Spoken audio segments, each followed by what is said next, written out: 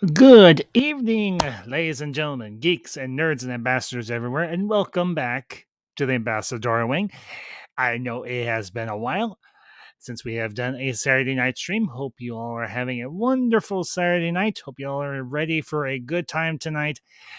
And we are back with the long awaited next installment of my X-Men review series. And tonight we are going to be covering, I think, what many X-Men fans, what many superhero movie fans, what many comic book movie fans would regard as a true masterpiece of both the comic book movie genre and, of course, one of the highlights of the X-Men franchise, Days of Future Past.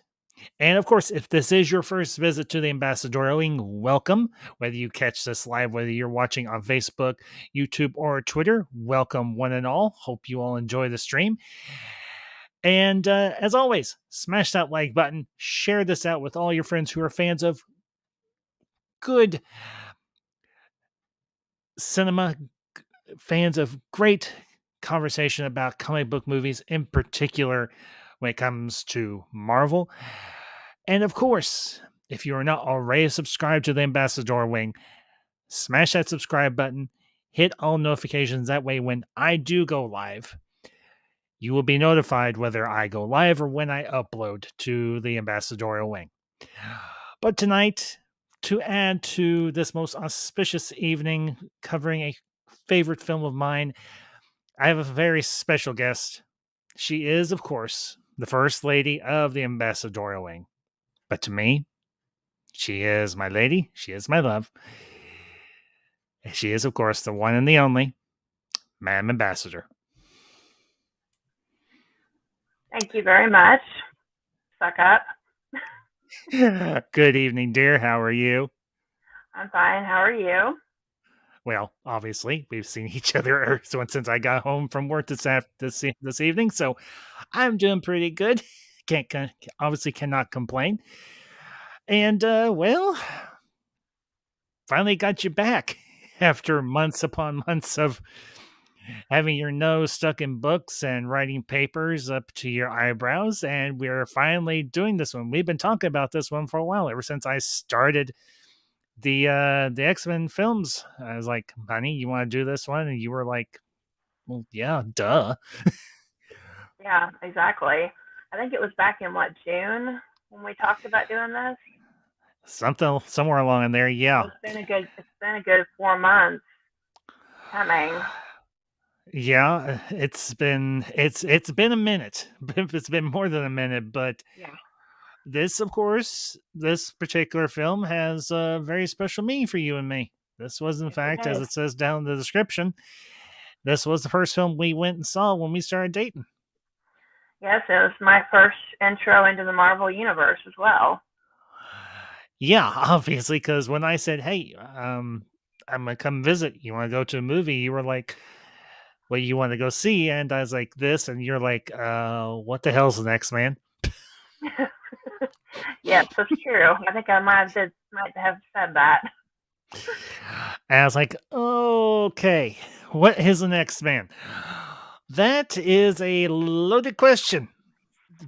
To put not too fine a point on it, and more to the point, is also this movie is also based on what a lot of people regard, myself included, as one of the best stories in the X-Men comic book universe, and that is, of course, well, as the title says, Days of Future Past, and this very iconic cover of Wolverine facing down all by his lonesome the Sentinels.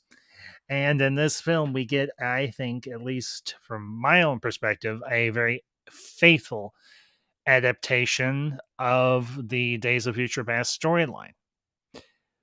And but I don't want this to just be me rambling on. My dear, your thoughts? Well, I don't remember a lot about 8 years ago. I'm not going to lie, but rewatching the film a couple of days ago really piqued my interest because I was seeing it for the first time as a Marvel fan. versus the first time I watched it, I wasn't a fan. I mean, I knew about superhero movies, but I hadn't watched them. Mm-hmm. So getting to watch this movie for a second, well, how many times we've watched it for a second time in terms of the gap of how many superhero movies I've seen, from Iron Man all the way up through, Thor: Love and Thunder, which I know that's one we'll get into eventually. Yeah. It really gave me a good perspective on how well the movie was filmed, how it stayed true to the comics, and how it stayed true to fans everywhere. Well, yeah, and speaking as a fan, this for me, when this movie, I rewatching this with you, obviously, this movie really, really was like,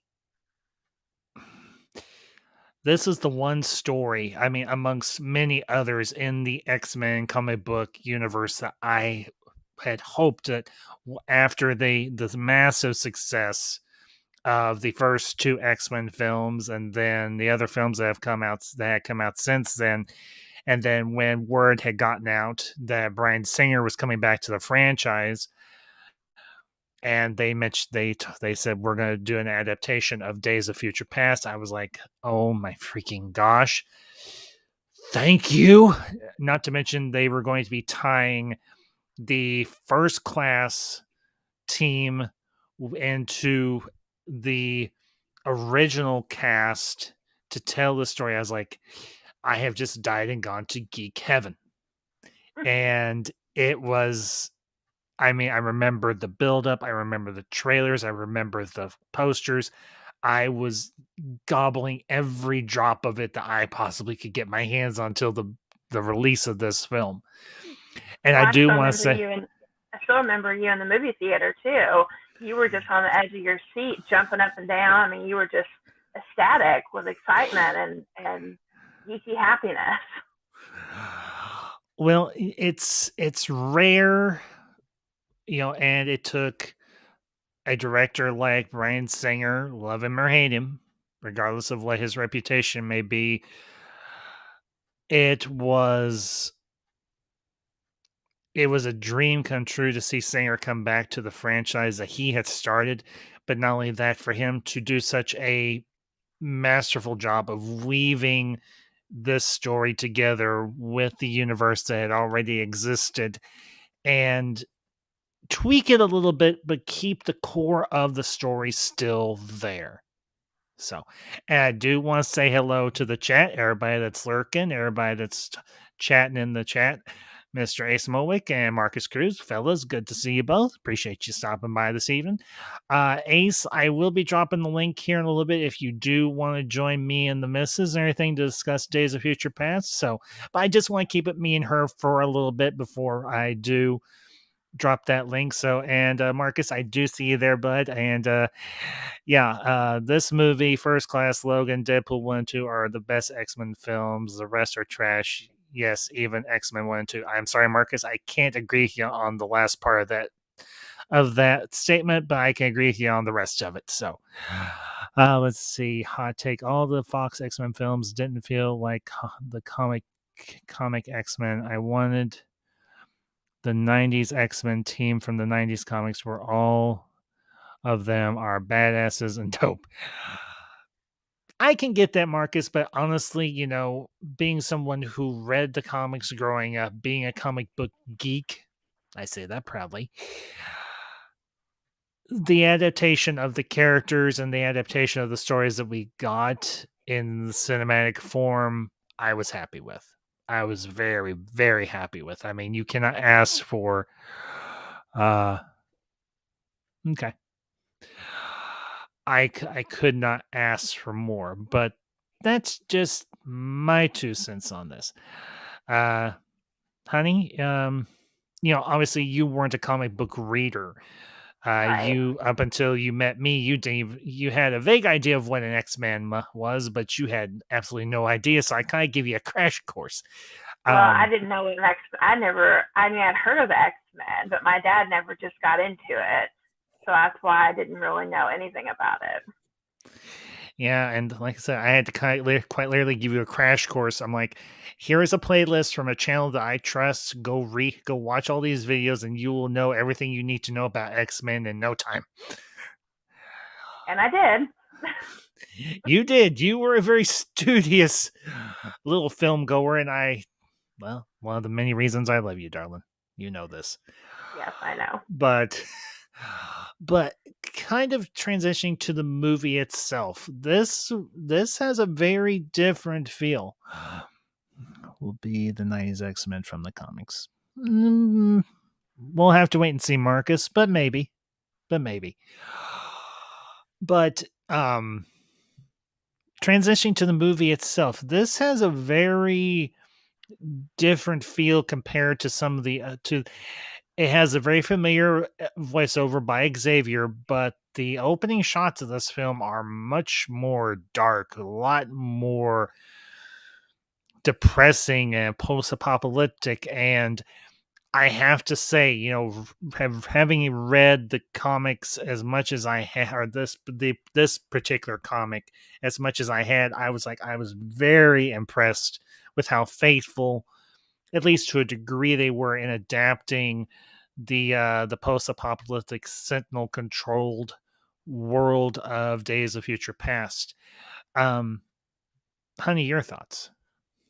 Well, I mean, when the film first opens up, I agree with you. It's very dark. It reminds me a lot of the Holocaust, or you know, movies I've seen based on it, because Mm-hmm. there's too much. The post-apocalyptic feeling is the same thing. It's dark. It's depressing. Everyone is just lost all hope.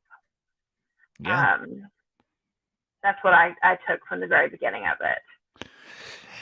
Yeah, and I think, as I said, having read the comic that this movie is based on as much as I had, and knowing it as well as I did,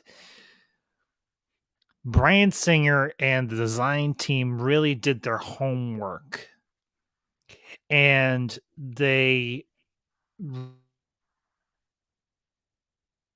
world in which this movie takes place in the future, or a possible future, but they also wanted to nail down the other aspect, because this movie does take place in the 1970s.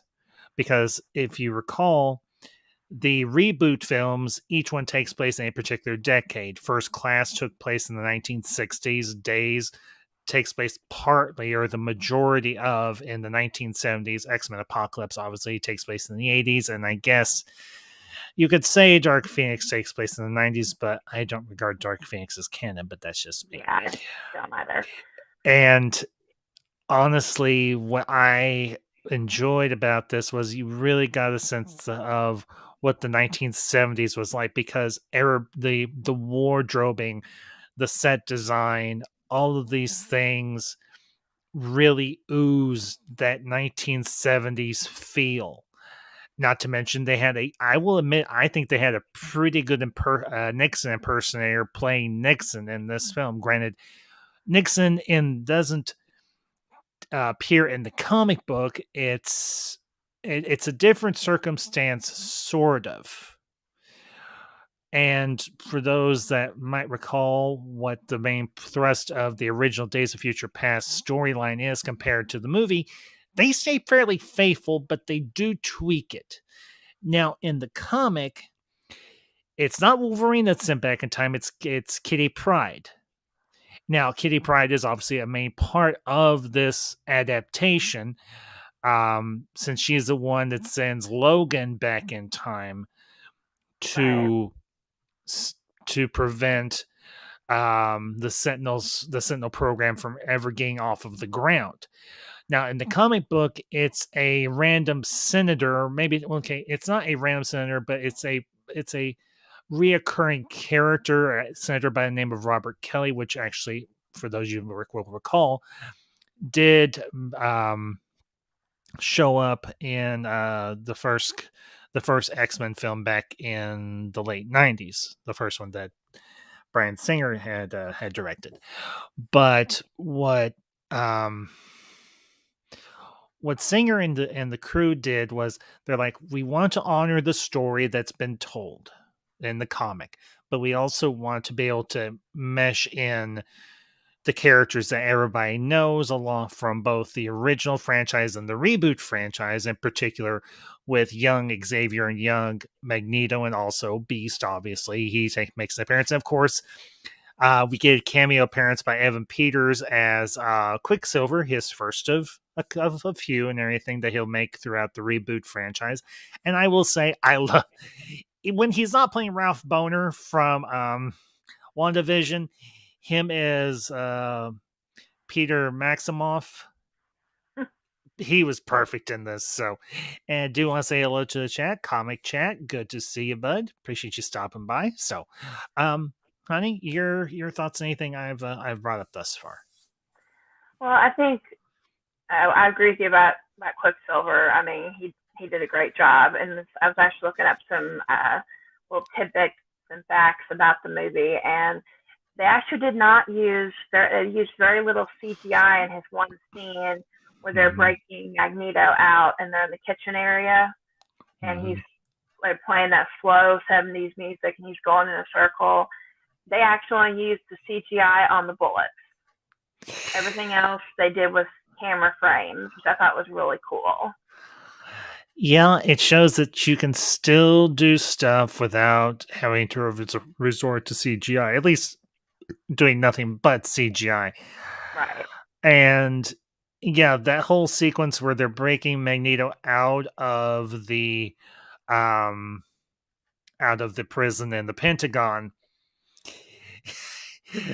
particularly when Peter gets into the elevator with one of the guards and he's holding the masking tape, and we're like, what's he gonna do with all that duct tape? Duct tape, yeah. And he quite literally mummifies the poor guard into the corner of the elevator. I felt so bad for the guy. Just a little. Well, they really did duct tape him to the wall. Mm-hmm. So I mean, you gotta give kudos to the actor for that. Mm-hmm. For being willing to do that. Yeah. Now, one thing I did want to ask you. Okay. You have now been exposed to both Xaviers, and we got a chance to see both interact in this film. Mm-hmm. Who did you like better? Did you like do you like Patrick Stewart, or do you like oh, for Pete's sakes, I'm drawing a blank on this guy's name. I know it. Oh, this is gonna kill me. Young Xavier. Yeah, let me pull up hold on, I'll pull up IMDb. I'm gonna know it the minute you say it. It's killing me here.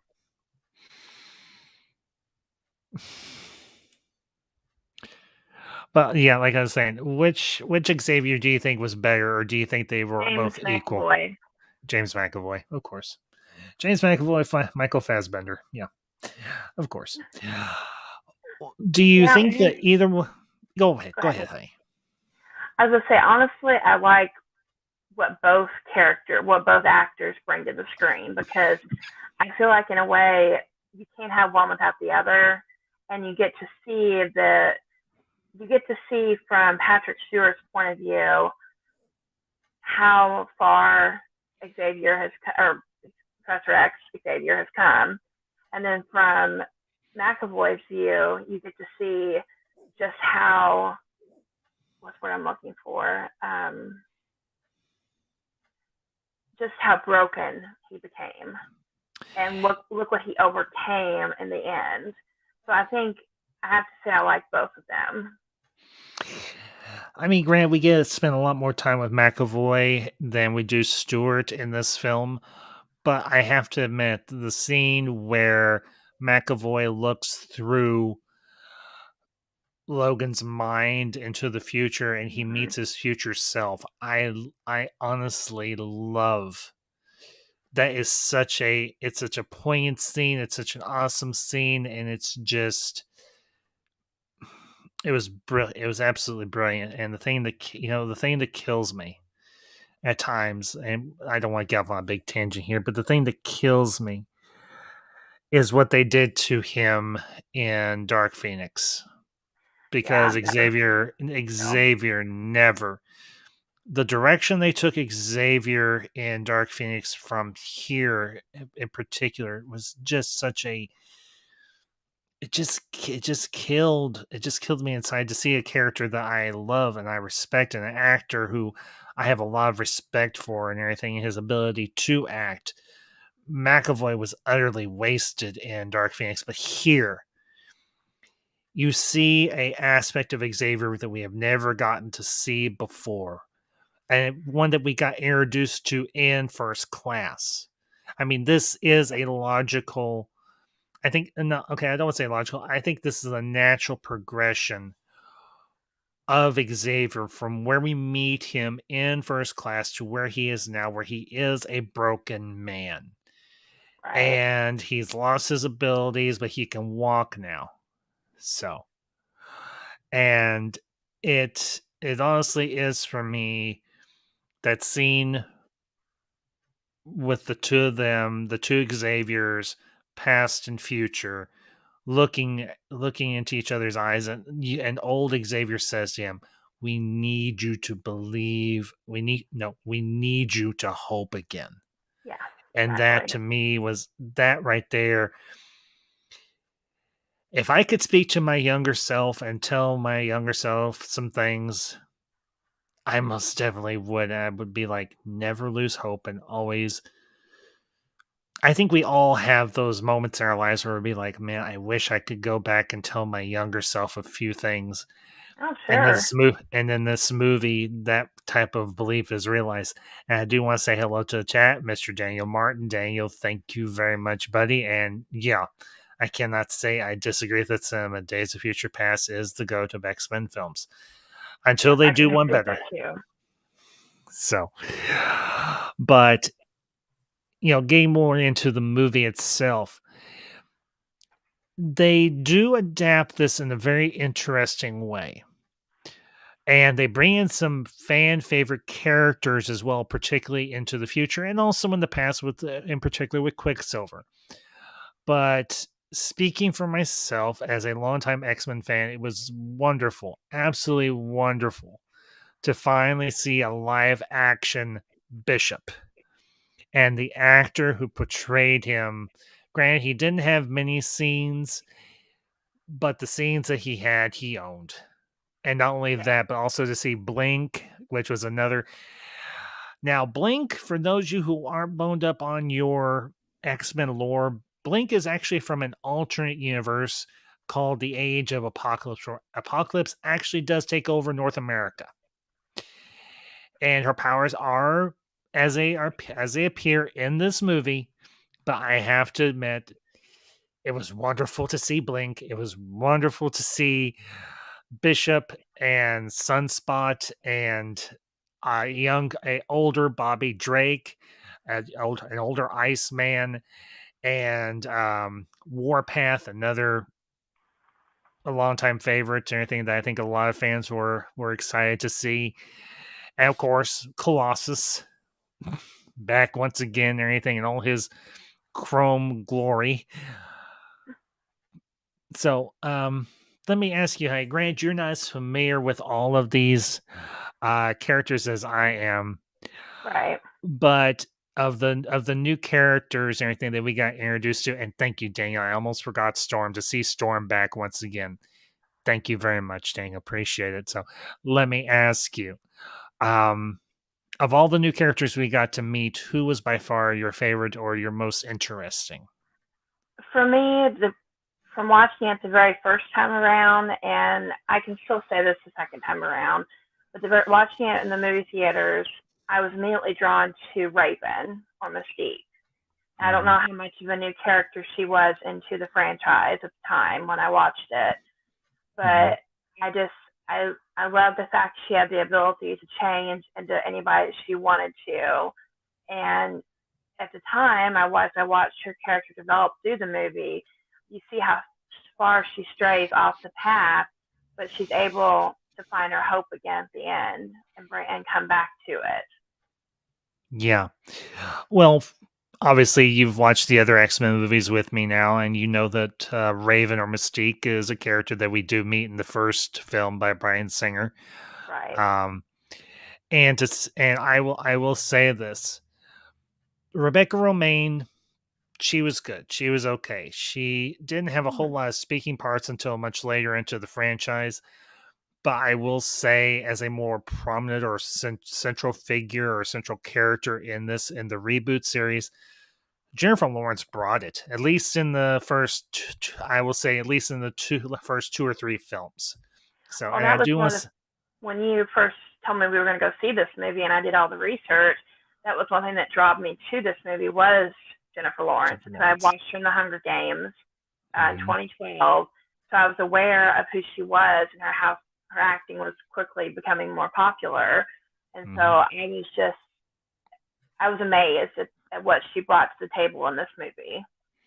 Yeah, me too. I mean, and like I said, they wanted an actress.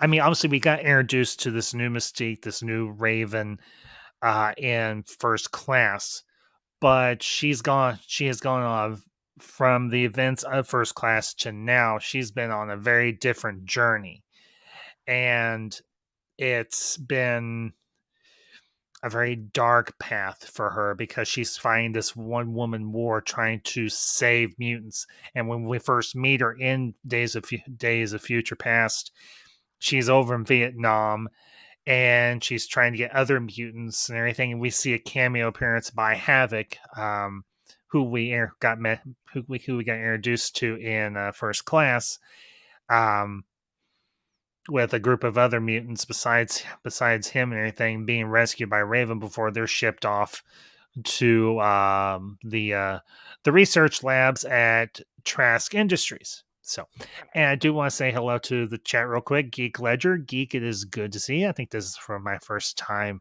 or your first time visiting us. So, welcome. Appreciate you stopping by. And yeah, the idea of a morally gray Xavier who believed in his cause so much he's willing to sacrifice his students is interesting, but it should only be what if, not the main canon. Dark Phoenix failed the character. Yep, I have to agree. 10%. Yeah, Geek Ledger, I do wholeheartedly agree with you. And yeah, Daniel Martin, you're right. We do meet a different variation of Toad in this film. I don't know if Ray Park reprised his role as Toad and everything in the Vietnam sequence in the film, but I if it was him, hey, kudos, awesome. So, but yeah, obviously this film very much centers on trying to prevent Trask, and I have to say it when I heard that Peter Dinklage was going to be playing Bolivar Trask, a character that's very well known in the X-Men universe, and the fact and I say this: the fact that Peter Dinklage is, I want to say this in a way that isn't disrespectful. He is a dwarf. Um, he suffers from dwarfism. Let's put it that way. Did not Right. even he did not even factor into my thinking. All I saw was an actor who I was like, yes, I can see this guy as Bolivar Trask, and I knew, and he absolutely delivered. So, but Yes, honey, he your did. thoughts? Honey, your Well, I thoughts? mean, from my point of view, Trask was just this. He was borderline evil, but he was also borderline thinking that he was doing the right thing for people in the world. And so the character and the person who played him, I mean, they just brought it together just perfectly. I didn't like you. I didn't think of the dwarfism at all. I just thought, man, this guy really brings it to the screen. Well, obviously, he's most well known for his role as Tyrion Lannister from Game of Thrones, obviously. So I knew his reputation from that, and seeing clips of his different scenes as Tyrion in the series and everything.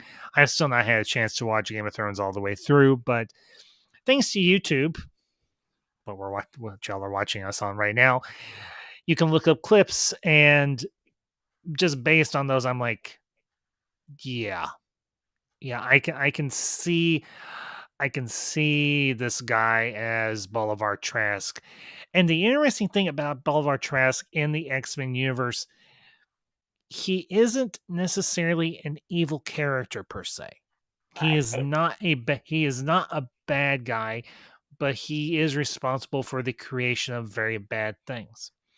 Now, there have been remarks made, particularly going back to the 1980s and even coming up to modern day, that Days of Future Past does share some story elements very vaguely with another time travel franchise, and that is, of course, the Terminator series. And the interesting thing is that was in fact semi-deliberate, because Marvel realized that time travel stories were very popular at the time in the 1980s with the popularity of Terminator and then later on Back to the Future. They're like, well, why don't we do our own time travel story? Hence why we got Days of Future Past. But they wanted to pick a Marvel franchise or a Marvel team that this would fit appropriately in, or more prominently, or be more logical to the universe. And then, of course, obviously, the most logical choice was the X-Men universe. So, and as much I am very much a fan of the Terminator franchise, well, I prefer the good to the bad, obviously, and I also am, as is Madam Ambassador, a fan of Back to the Future. Oh yes. To see a comic book movie or a comic book franchise deal with a time travel story is a novel idea, honestly. And I think what they did with Days of Future Past borrowed some of the best elements from that particular genre. Not well, and here's the other thing too. You want to talk about time travel stories? The very earliest time travel story was, of course, The Time Machine by H.G. Wells. That's true. And honestly, for me, I think um I have to say, I think Days of Future Past is on my top rung of time travel stories. Not Don't not forget more. one. Don't forget one Mhm. other one though. That's more recent. Now, granted, it's not from the 70s or 80s or whatever, but don't forget Mhm. Avengers Endgame. They did travel back in time. Good point. So I kind of wonder a little bit if Avengers Endgame, because it's obviously still Marvel, if they took some things from this movie and brought it over for when they did the time traveling scenes with the Avengers team. Hmm. Very good point. So, and I do want to bring up Daniel Martin's comment here. Daniel, you're right, Ambassador. Different actor for Toad as well as Dinklage as Trask. He killed that role. Bill Duke played Trask in The Last Stand, and well, we know how Last Stand turned out. Just saying. So, oh, and Ace, thank you very much. I did not know this. The comic predates Terminator by 3 years. It's owed more to a Doctor Who story with the Oh, Daleks. I did not know that, Ace. I So didn't know thank that. you, Thank you. Ace. Thank you very much. Coming up with the clutch nuggets of wisdom. Thank you very much, Ace. Appreciate it. So, and but it's always tricky to do a time travel story in any franchise, but even more so in a comic book universe, particularly with all of the outlandish and fantastical scenarios that can take place in a comic book universe. To do something as seemingly mundane as a time travel story, and yet this story, from the time it was originally published back in the 1980s, has endured as one of the best known and most, like I said, most beloved X-Men story in that particular universe, even across the entire Marvel universe. And when I say that, I'm not talking particularly about the MCU, but more so Mm-hmm. about the Marvel comic universe. Right. But let me ask you, honey. Um, of all the time travel stories that you are familiar with, which where does this rank for you? It ranks probably in the top two or three. Um, I grew up on Back to the Future, so I have to honestly say that's probably my number one right there. It always has been. I grew up Mhm. watching it with my parents, and I mean, all of them are just. I mean, not that Terminators isn't a good one as well, but Mhm. and the next movie does such a good job with going back in time. I have to say it's my number two or number three.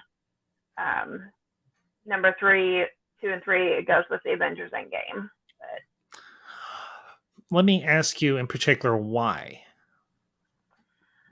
I think the authenticity, but it's also because I grew up on Back to the Future. It's mainly the reason why I've got it as my number one. Mhm. But Days of Future Past did such a good job with not just the dialogue, not just with the costumes, but you really feel like you are in 1973. And 1973 was a big year in America. If you think back to the actual Real news world. broadcast, yeah, Mhm. and they and for my own sake, I mean, not just world views, but in the United States, this year Secretariat won the Triple Crown. Mhm. Um, just an example. There were so many stories going on, and so for me, this just pulled me right into 1973, and it brought me into it in a way that was like, this is definitely one of my top movies for time travel. I think for me, the just because I have to separate the comic book story from the movie. Now, obviously, the comic book, I think, if I remember correctly, it takes place in either the 1970s or the 1960s. It might take place in the 70s, maybe.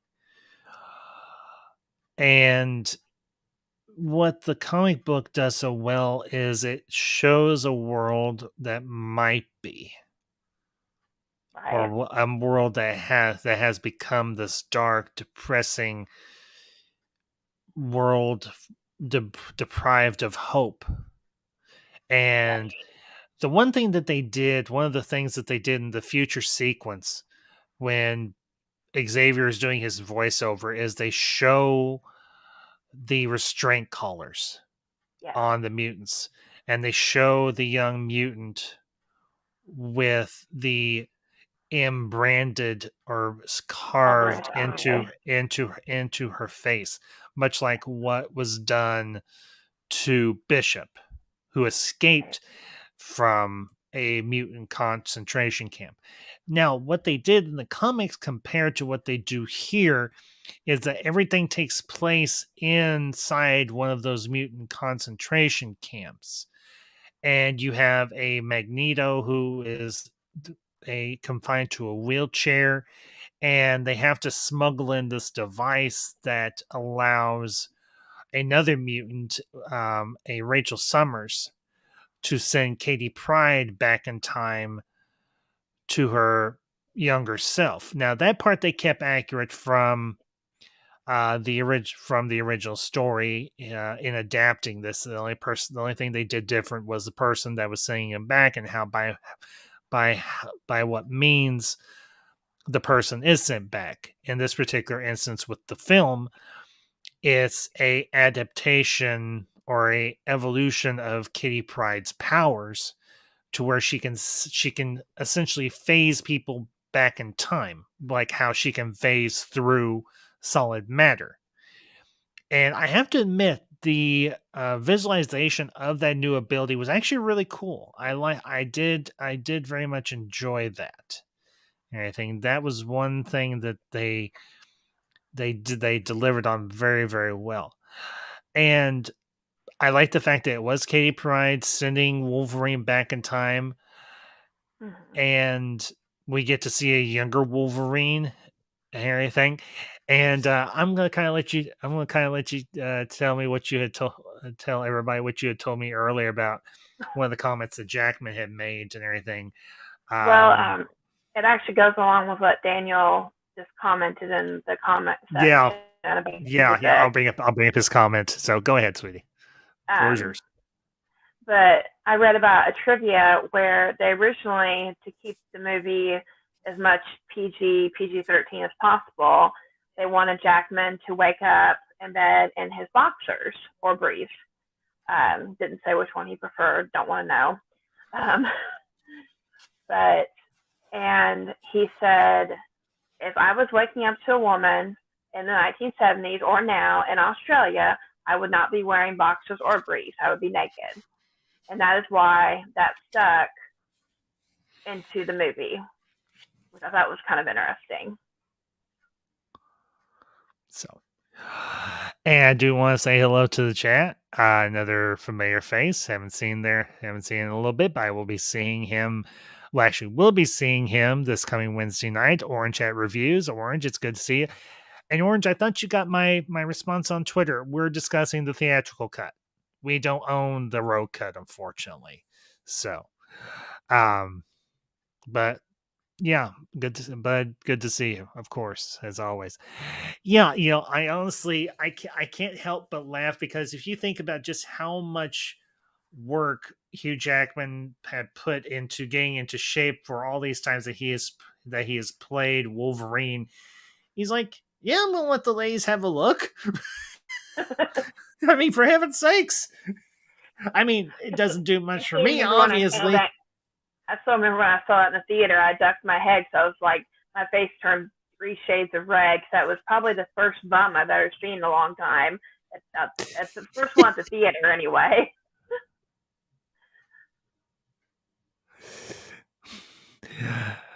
Missed it, but give me a moment to check something. Lurking mode activated. Oh, good grief, Orange.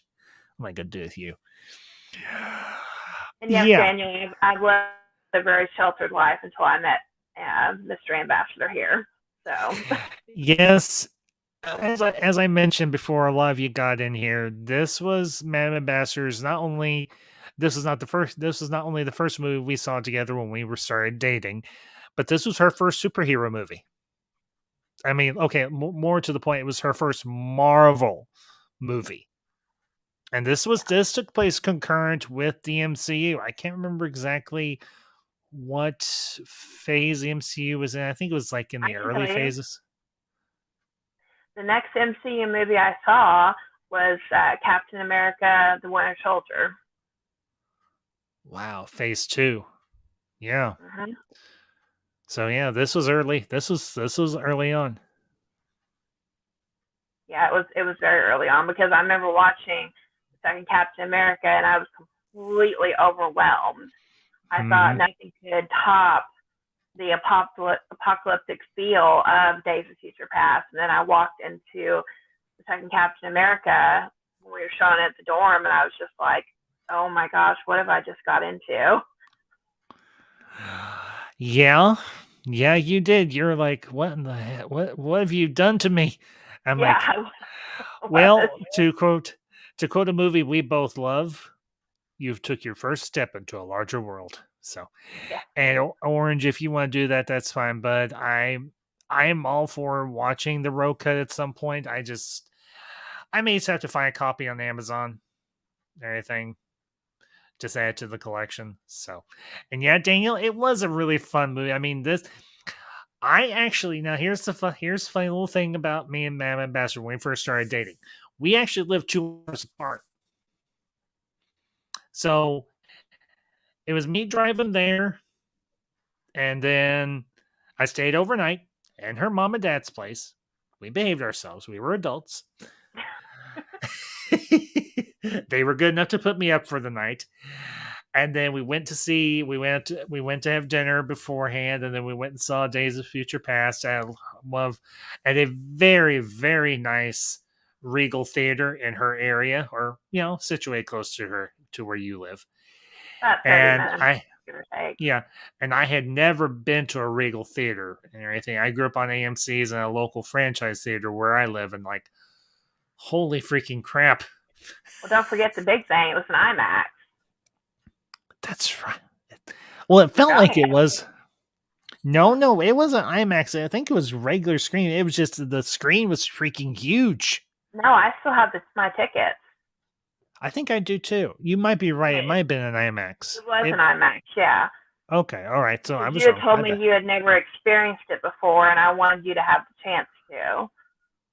It had been a long time. I mean, I had been to an IMAX theater at like the Huntsville Space Center back in high school, but that was different.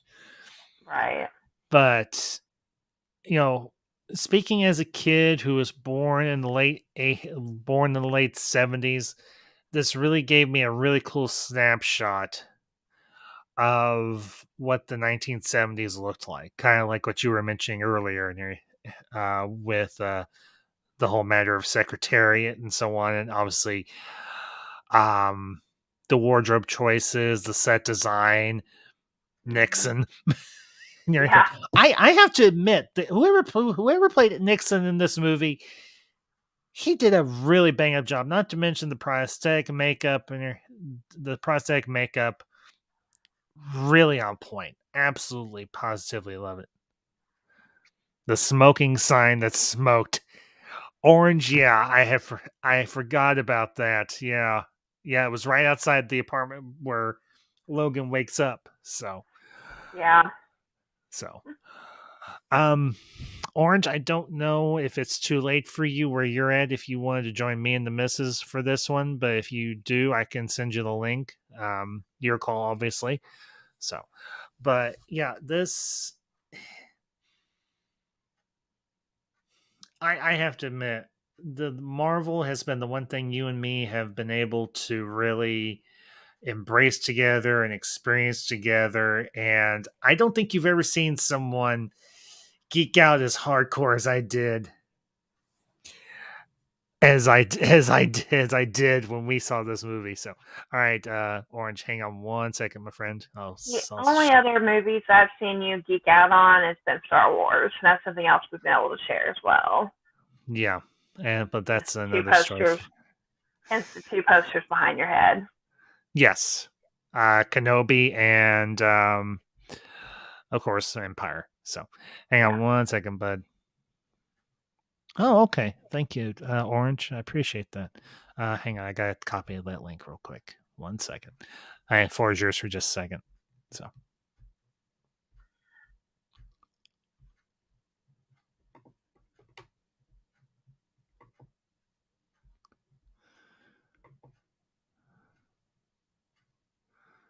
all right, Orange. There you go, buddy. Honey. Yeah, I'm still here. Okay. I said the floor was yours for a minute. You didn't say anything. Oh, I didn't catch what you were saying. It kind of All right. it kind of slowed down and sped back up. As with most women, in one ear and out the other. Don't bite me. Later. Okay, keep it PG. Oh, where's the fun in that? Um. Okay, one of the other things we have not discussed, and this is Okay. something I was very going to be very interested in seeing. This is something that they kept out of the trailers for the most part, as far as I can recall. The design of the Sentinels. Now you've seen the comic book versions. At least I'm assuming you saw the comic book versions of the Sentinels compared to what we saw in the films. What did you think? I don't remember what they look like in the comics. Please don't kill me. Um, Okay, that's easy. Here. yeah, I was hoping you would do that. Honestly, I like the ones in the movie better. Yeah. But that's just, I like the fact I read up some of the trivia that I read up on that they actually built one large Sentinel. I mean, one of those was actually completely built Mm-hmm. in real life. It wasn't just CGI or whatever. Yeah. I will say though, the future Sentinels, creepy as hell. And Yes. speaking of creepy as all get out, give a very warm ambassador welcome to the one, the only, Mr. Orange Hat Reviews. Very creepy. Hey, Orange, good to see you, buddy. Good to see you. How you guys doing? Doing Me alright. as How are ever. you doing, Orange? Good. How you doing, Madam Ambassador? Glad to see you. I'm here. Doing So, okay. Days of Future Past. This is actually one of my favorite X-Men movies, to be completely honest. Mm-hmm. Uh, as to her point with the making one of the Sentinels in or full creation, that is actually something that they require or was required because they actually had to do a lot of scanning in order to That's get the true. thing done as best as they can, but they also wanted something to be practical on set for Hugh to interact with or for Beast to interact with, as well as Fassbender. Yeah, particularly, and we haven't really talked about Magneto much and everything, and we can transition to that here in just a few minutes. Yeah, because there's a scene where Magneto is on the train or catches up to the train, and he takes. I gotta admit that scene was cool as all hell. Oh yeah, The taking a ride on the magnet wave. Yeah. Yeah, and and ripping the railroad rails out of the ground and using it and incorporating it into the Sentinels. I'm sorry. That was cool as hell. That Yeah, it was, I was. mean, the way that he actually is able to strip the just like tear strips off of the tracks. Like he rips them up and then he tears or like strips them off like a Twizzler almost. And Mhm. Yeah. I'm like, dang, dude, that is some serious precision you got there. Well, and that's due in no small part to what Xavier was able to do for him. Oh Balance yeah. between the balance between rage and serenity. Mm-hmm. And I have to admit, seeing granted they never got to interact, but that was okay. But seeing old Magneto and young Magneto in the same film and seeing the evolution of that character, Oh yeah, yeah. I mean, Ian Ian McKellen is a treasure. yes, he is, and so is Michael He really Fassbender. We is. just we just need to get him back, and we just need to get him into Bear movies. Fassbender, if Marvel is smart, they will actually bring him back for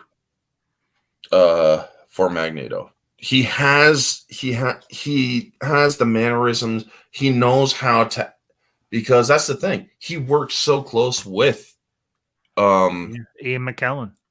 yeah, he works so close with me. He's like, I want to learn from you how to do this character justice because I am a younger version of you. So he worked so well with him, and honestly, he did a wonderful job doing it.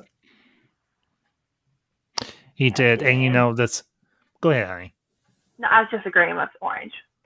Oh, Yep. well, and the same is true for James McAvoy and Patrick Stewart because they worked very closely together on this Mm-hmm. film as well. For especially for McAvoy to get the mannerisms of Xavier down, and I have to admit, young Xavier was really pushing that bohemian John Lennon look to the nth degree, really hardcore.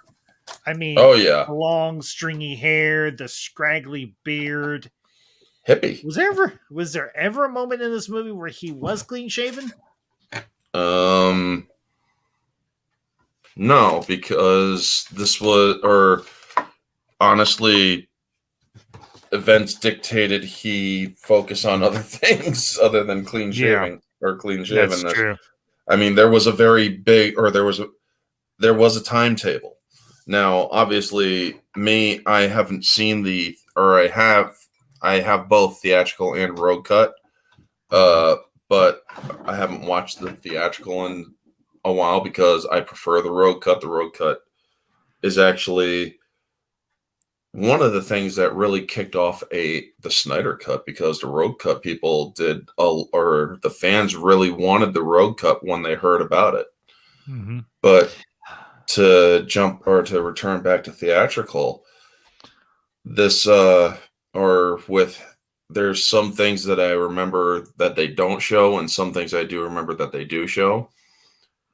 And one of the things they don't show is there is a slight extension to a scene or a couple scenes later, the main climax in the past, as well as him talking to Raven. But he or James McAvoy in this scene or in this movie now, we're basically at the point where they're arriving, where he arrives at the school, right? We're not necessarily going in chronological order, but yeah, we can discuss that particular scene or anything. I don't have a problem with that. And I do want to say hello to Marvel X-Men Goated. Good to see you, and appreciate you stopping by. And here's the thing, Marvel X-Men Good. This is a full spoiler movie. This is an old movie. If you haven't seen this movie, once we're done here, go watch this movie, whether it's the road cut or the theatrical. Oh, he is definitely right there, because that scene, if a movie can actually get my tear ducts going, that movie deserves some praise.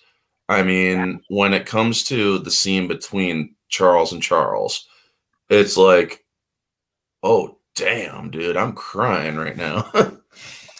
Sorry for the language. I was the same. You're fine. Oh, Orange, she's heard worse. Yes, trust me, I have. Believe me. Well, We've both heard worse. I still try to keep it PG-13. And we appreciate it. That. Thank you. But you don't because have the to road cuts. The road cuts rated R. I still like to see the road cut. I didn't know there was a road cut. So. Oh yeah. Essentially, they incorporate Rogue into the story. If I understand correctly, Orange, is that true? Yes, there is, but there's also some radical differences too. Because Rogue is in the story, they also return to the X Mansion in the future, because that's where Rogue is. She's the only. She's in the only place where Charles Xavier can't locate her, which is inside of Cerebro. And unfortunately, also in the road cut, Bobby dies. Iceman dies in that scene where they rescue her, instead of being in the final. Or there's a reason why he's not outside fighting everybody else in the final battle to hold off the Sentinels. It's because they had him cut, or he's already dead in the road cut, but at the end of theatrical, he's doing a last minute barrier to buy as much time as possible with the Sentinels. Yeah, I do obviously remember that. But yeah, it's like, oh crap. And one of the things is Ellen Page. At this point, she was Ellen Page. Now everybody calls her Elliot, and him Elliot. Sorry. Yeah. Anyway, she or something that a lot of people miss are that those two are actually an item in the movie. It's not. It's not Rogue and Bobby. It's Shadowcat and Bobby. Yeah, well, I got that impression from the look that they gave one another. And I think it's in like the first sequence or anything when the Sentinels show up in the future, and you have that whole sequence, and several of the X-Men buy it, and then she makes that very quirky comment, "Too late, asshole." Yep. I mean, everybody disappears. Yeah, and also they also do flesh it out a little bit more with the road cut, because that movie is, I think, like 12 or 13 minutes extended into the film with the extra stuff. I mean, they really do, or there's some stuff that's changed. There's some stuff that's not changed. You've definitely piqued my interest. Not only do I want to watch it now, but I definitely want to get a copy. Do you guys have movies anywhere? I just found a copy of it on Blu-ray on Amazon for $10.99, honey. So that's not do bad. Do you have movies anywhere? No. It's you do? Yeah. Well, then, Ambassador, I can actually send you a free screen pass for that movie. I'll give you Ma'am Ambassador's Twitter handle. I think she actually follows you, or maybe I can't remember. Well, I'll give you her. remember, I also have the new account, so. Well, yeah, I'll give you. That's right, you do have the new account. I'll put her Twitter handle in the private chat so you can link to her. Yep. But yeah, this movie or the Road Cut really does add enough to it's almost a different movie, but it has the same story. Cool. But as for him arriving to the school, that pretty much happens the same way with a little bit of extension. Mm-hmm. I love how Xavier at this point, he doesn't have his powers. He's walking around and he doesn't want to believe anything about Wolverine. The acting in that, he's just pure. He's like, you're perceptive. And I have to admit, they used their one PG-13 F-bomb appropriately, and I loved it. I could not help but laugh. I couldn't. Oh yeah, they definitely did that. Of course, that wasn't exact. Or if you've seen First Class, you know that it's actually a misquote. But no, yeah, it's instead of F off, it's go F yourself. Oh, that's right. Right. Yeah, you're right, because Charles Xavier. Yeah. Charles Xavier. I'm Charles Xavier. I'm Eric Lyncher. Go F yourself. That's right. Xavier does quote him wrong, but still, it's still funny. It is. Let me ask you, Orange, have you ever read the original comic? Have you ever had the opportunity? Funny thing, they actually gave, or if you got a physical copy of it when it came out, the original theatrical, they gave you like a small version of the comic or of the first comic where it's actually Kitty Pryde who goes back. In other words, and one of the things I remember is that Jean Grey's reading her mind. She's like, geez, she looks like a little kid, but the way that I'm getting off of her mind is that she has seen a war that we have never imagined. Yeah. Which was pretty cool. Yeah, well, let me ask you. Also, because I've asked the missus, obviously, we've talked about this numerous times. I don't think you and I have never had a chance to talk about this. How do you feel about the changes that they did make for the film compared to the comic? I mean, they're not drastic, but there are obviously there is a difference in between the adaptation from comic book to movie. How did you feel about it? One thing I wish that they had elaborated on. I mean, I know it's a faster paced movie because of the threat of the Sentinels, but one of the things I wish they had elaborated on was how did Kitty get this power? Yeah, that's the one thing that they don't really explain, and it's like, she goes through walls. How does she go from going through walls and be able to phase to somehow being able to project a mind back in time? Almost like phasing through time is how I described it before you came in. That's actually a good way of thinking about it, because it's actually when I did a mystery review of Road Cut. I remember, yeah. I remember. That's the way that I thought about it. It's like, so does this mean that, or is she like phasing a person through time or their mind through time? But how does it break, or how does it break from the physical aspect of phasing through matter, where you're literally realigning your molecules, is how her mutation works, to transferring a consciousness back in time? That's an interesting, that's because you're getting into some metaphysical Yeah, I know. ideas here. No, that's okay. I think a lot about it. It's X-Men. It needs to make sense.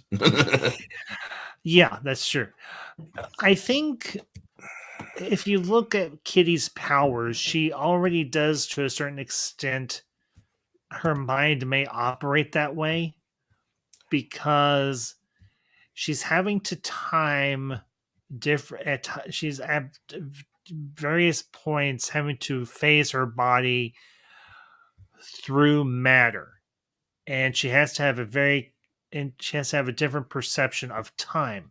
So it could be that different perception of time allowed her to evolve her powers to where she could do the phase through time that we see in the film. Now, in the comic books, it's done with a device, and it's also a mutant telepath, Rachel Summers, who sends Kitty back in time because Rachel Summers survived the onslaught. the Sentinel War. Yeah. Well, actually, mentioning it as an onslaught really doesn't work when you're talking X-Men because Onslaught is actually a character. So exactly. So one of my favorite characters too. Before they kind of just ruined him. Also, Madam Ambassador on Twitter, I sent you the Scream Pass. So okay, all right. She'll check it here in a minute. She had to go see Mrs. Murphy. Yep. So, and just want to say to chat real quick, Ace. Hope you feel better, bud, and thank you for stopping in this evening. And hope you get to feeling better. So, let's see. Now, who's Star Wars only? Because somebody said I sound like Ace said I sound like Star Wars only. I have heard Star Wars only before, and I actually am subscribed to his channel. He is obviously a Star Wars channel. He covers mostly Star Wars content and everything.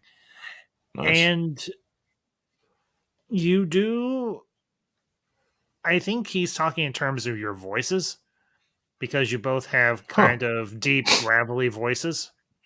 So why? Thank you. I can kind of hear that. So yeah, I'll bring up Marvel X-Men Goated here. The live action for X-Men was pretty good, but it's never better than the comics. Like the comic characters for the X-Men, it's just way better than live action. Well, that's true to a degree as well. I mean, you can't exactly do everything that they do in the comics on live action.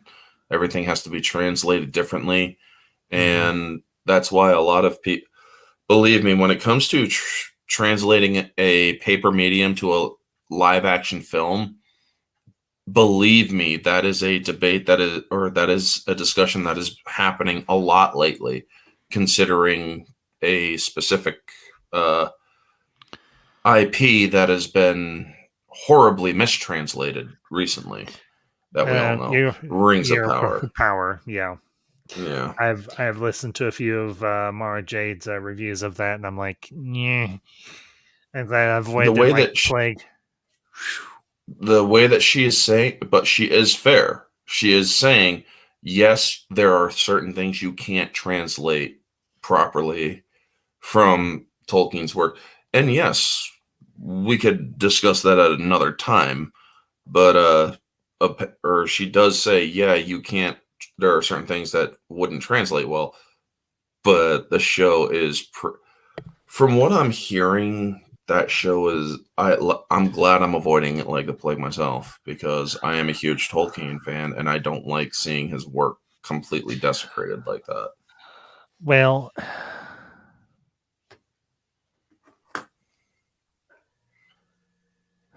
back to more positive things. Well, I will say this one other remark on Rings of Power, and then we'll move back. I am subscribed to Men of the West, which is primarily. I am too. Oh, you are? Well, then you probably heard his thought. Yep. You probably heard his thoughts on Rings of Power, and you probably know how he feels, and he absolutely hates it. And he would.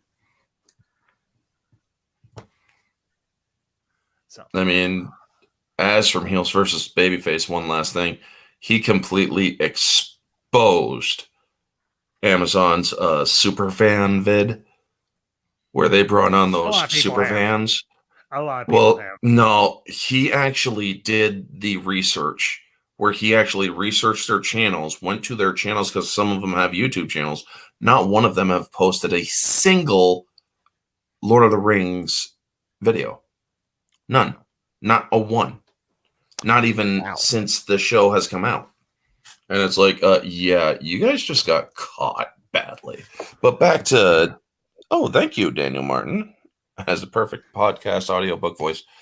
Oh, believe me, I can really throw my voice into different ways. I mean, I can do the Joker very well. I mean, I'd say that one little old mutant will die, and everyone loses their minds. Or one little industrialist dies and everybody loses their minds. Which, kind of coming back and everything, let me ask you, how did you feel about Peter Dinklage as Bolivar Trask? Because I don't think I've had a chance to ask Peter, as that dude may be small in stature, but his range transcends the stars, man. He is that good of an actor. He can play a scientist. He can play a freaking perverted midget. He could play all sorts of great roles. Honestly, I have yet to see Peter Dinklage play a role that, well, from what I've seen of his works, I've yet to see him play a poor role or a bad role. Did you know? As for Bolivar Trask, I'm not really familiar with his comic book version. Well, his comic book version is a scientist, an industrialist, kind of in the same vein as Tony Stark, but lesser known, not as prominent. He's mainly known for the Sentinel program, and that's about it. His pretty comic sure the book Master Mold would have killed him. Yeah. He actually he created the Master Mold Sentinel originally. Yeah. That's my thoughts on it too. It's like, wouldn't he have created a Master Mold? In the comics, Bolivar Trask does not have dwarfism. He is a normal sized individual. Not a dwarf. Yeah, but aside from that, the look and the design of Trask that they had Dinklage go through was pretty much right on the nose and everything. I have to admit, I don't view him as entirely evil, but no. I think we do see some of his ideas as coming from the same vein of thought as the Senator Robert Kelly that we met in the first X-Men film back in the late 90s.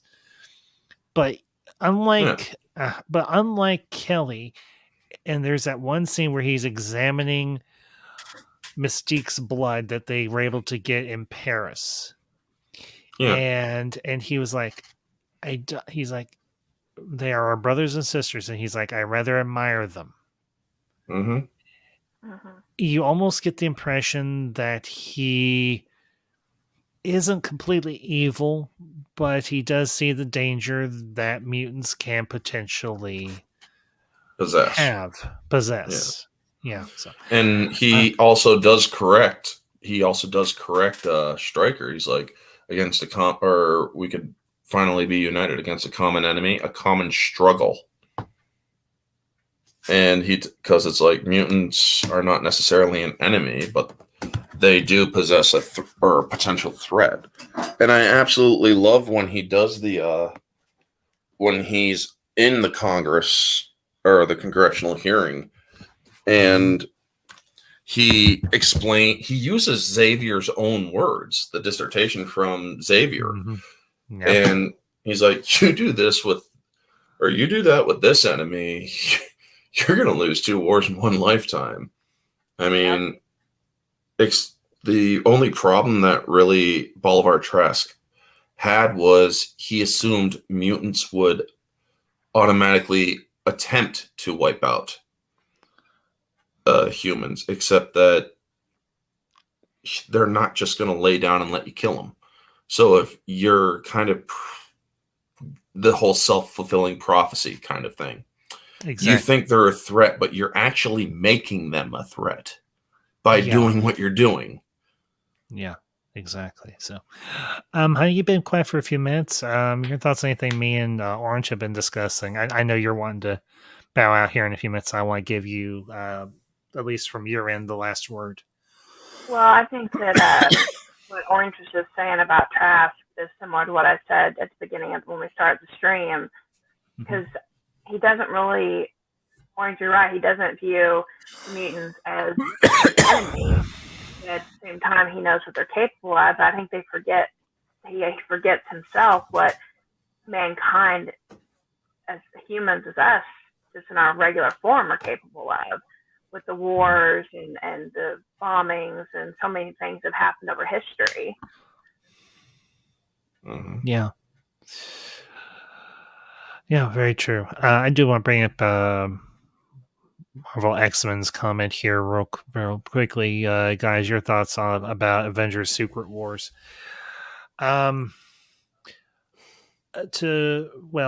More so for me and Man Master, I know Orange Hat, you've kind of bowed out of the MCU, which I respect. That's your prerogative. I myself am. I wait with anticipation to see what that movie is going to entail. Now, if you're referring to the original comic book series, Marvel Secret Wars, it's an incredible story. It's one that I haven't read in a long time. I need to pick up the trade paperback of the original Secret Wars, but I will be interested to see what they do with that particular story and how faithful they adapt it. If we do see the Beyonder, maybe not in the same version that we saw him in the comic books back in the 80s, but a version of the Beyonder in this particular in the MCU timeline. So, honey, any thoughts on Avengers Secret Wars? I'm really kind of new to it, so I'm gonna kind of waive my rights on that. But I am looking forward to it because I'm looking forward to what's going to come to the MCU. Yeah, same here. So, okay. I do have some thoughts on it. I mean, the Secret Wars was the Skrull invasion, right? No, Secret War. You're thinking of Secret Invasion. Was the Skrull invasion? Which one was Secret Wars? Secret Wars was like one of the big event crossovers. It was like the event crossover of the 1980s for the Marvel comic book universe. And it dealt with the heroes and the villains being taken to a far off distant world where they are pitted against each other by this character called the Beyonder. He was like a cosmic being. Right. Spider-Man got his black suit from there. Yeah, exactly. Well, he actually had his black suit before he went there. Yeah. And then they turned it into a symbiote, so. Yeah. So. And essentially, I don't remember exactly how it happens, but at one point, Dr. Doom, my all-time favorite Marvel villain. You're lying in wait to see. Yes. I'm hoping they gave you a tease, or they give you a tease of him in She-Hulk, apparently, with the Intelligentsia group. We shall see. The Intelligentsia is either it's Doom or it is the leader. That's my two guesses.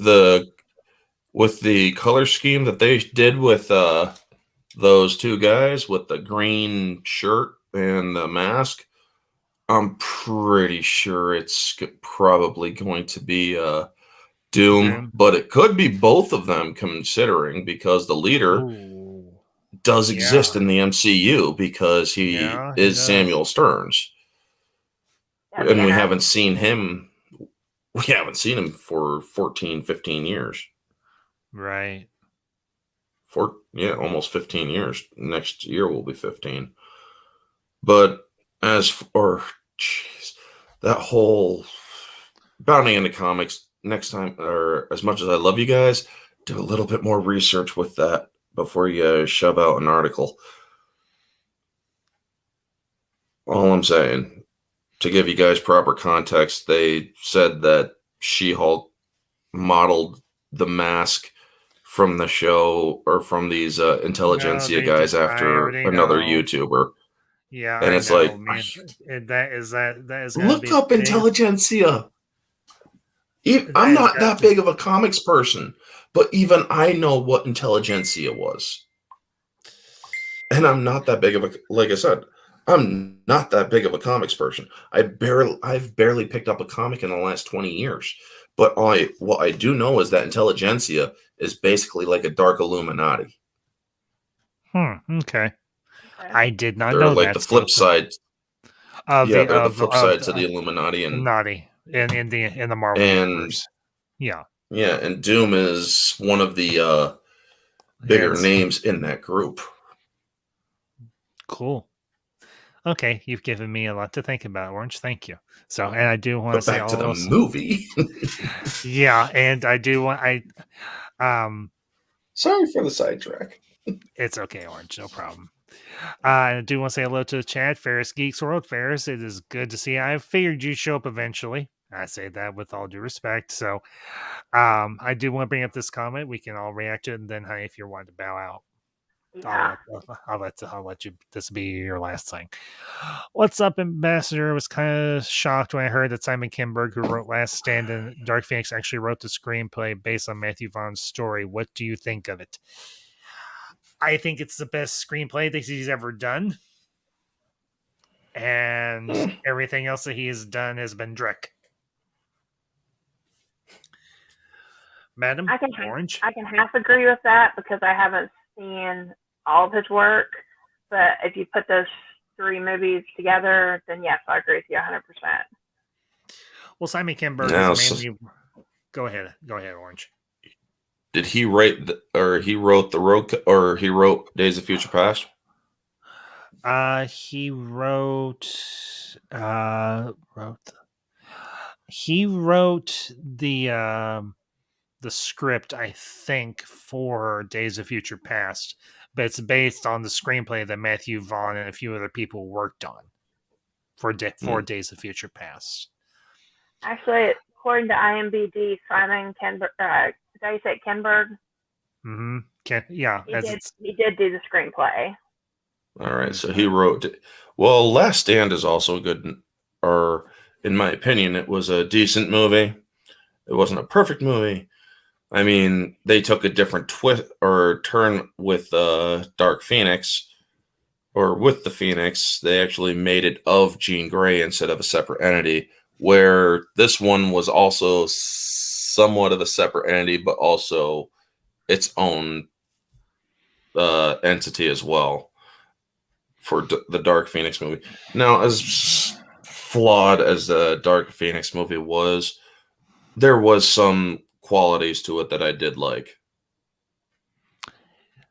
That's where you and I, my friend, are going to differ. I saw nothing redeeming in that movie whatsoever. The I was surprised that Simon also produced Logan. I didn't know that. Well, he was a producer. They don't have as much to do. And that's why Logan was good. He also was one of the producers on Death on the Nile, too. Not to get sidetracked, but I was just kind of that was interesting to me. Again, producers don't do a whole lot. They just put the money up. So, but no, did I do want to say? I'm going to go ahead and bow out. Orange Ambassador, I'll see you both on Wednesday for the review of The Mummy. I cannot wait. Alrighty. Take it easy. As long as you're okay with that, bud. Yep. I have no problem with it. I didn't think you did. I know when I messaged you, so. You know how to get out, sweetie? No. Okay. How about I just remove you? Okay. Okay. All right. One thing I'll tell you real quick before you go. Down at the bottom, you'll see mute, stop cam settings, and so on. It says leave studio, and it'll have a big X above it. That's how you bow. That's how you leave. Okay. All right. I'll talk to you later, sweetie. All right. There we go.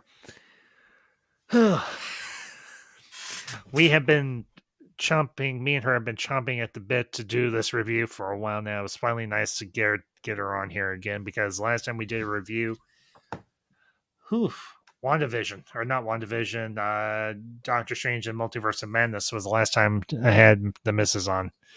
So that was WandaVision season 2. Yes. Wiseacre. The only good thing about The Last Stand is the casting of Kelsey Grammer is Hank McCoy, who is the only best part of the film. Vinnie Jones as Kane Marco, who became a meme. Yeah. Who would become a meme. The one thing I did like about Dark Phoenix, just to give you my case here, or was some of the visuals where she was unleashing were pretty cool. Not to mention her or Magneto fighting against her when it came to the chopper. I mean, that it's like seeing him struggle like he was is not an everyday occurrence, so that was pretty interesting to see. It's like, I can't hold it, get the hell out of here now. But other than that, the story was incredibly flawed. That much I can. It's amazing. It's amazing when you look at a film that is as well respected, as well loved amongst comic book movie fans, Marvel fans across the board as Days to Future Past is, in every sense of the word, flawless, seamless, gorgeous, well written, well acted, well directed.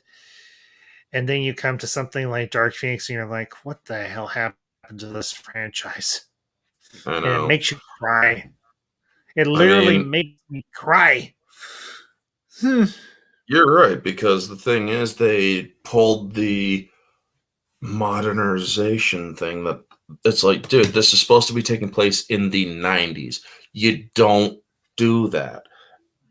I mean, it's like, we're always saving the guys around here. You might want to change the name to X-Women. It's like, shut up, Jennifer, you're drunk. The movie was cringe. I have no qualms about saying that.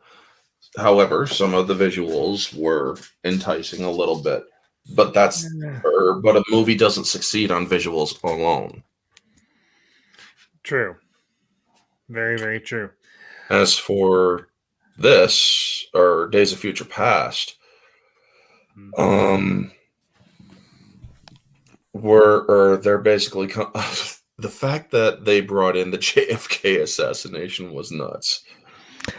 I actually really, I found that to be a little, I liked that, I won't lie. I did too. Nuts in a good way. Yeah, no, I get what you're saying, bud. I get what you're saying. Yeah. Not to mention, me and the missus talked about this before you came in, the introduction of Quicksilver, aka Peter Maximoff. Mm-hmm. And that they hint that Eric hooked up with Peter's mom. Oh, it's more than hinted in the road cut. I know. I know. It's fully confirmed in the road cut. Plus, the little girl or his little sister that you see in the movie, that's not Wanda. Wanda was never on screen, but she is mentioned. Okay. That's actually I believe they actually did have a younger sister in one universe or another. I think you're right. I believe her name was she was kind of a mix between Scarlet and Quicksilver. Okay. Or Scarlet and Magneto, but yeah. Well, and he only had like 2 or 3 scenes, 2 scenes in the whole movie. Mm-hmm. I mean, when they meet him, when they go to the Pentagon and the kitchen. And Yeah. Evan Peters owned every single scene he was in, and he absolutely loved him. I did. I absolutely loved him. Now, of course, we will discuss this when we get to X-Men Apocalypse. The fact that he almost asked Magneto, "Hey, are you my dad?" Yeah. He almost got it, and then he's like, "Oh shit, this dude's about to kill the world." So, nah. But yeah, one of the things I was from a reviewer standpoint, from a person like me who was a movie critic, essentially. Yeah, I hate using that word though, but it's okay. one of the things I didn't like about what they did with him in this movie, what he interacts with can also speed up, which is insane. Like when he's playing Pong, he's literally playing it at super speed, and I'm like, no, that's not how that works. I mean, you can dice up the speed a little bit by angling the ball and whatnot, but you're not getting it at the speed he was doing.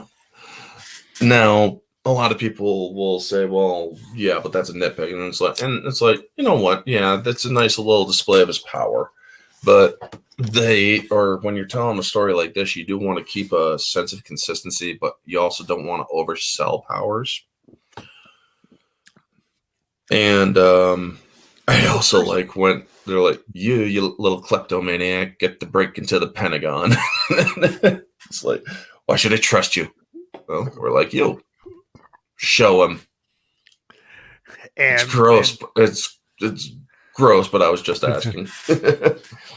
It's cool, but it's gross. Yeah, But it's cool. cool. It's cool, but it's disgusting. But yeah, it's cool, but it's disgusting.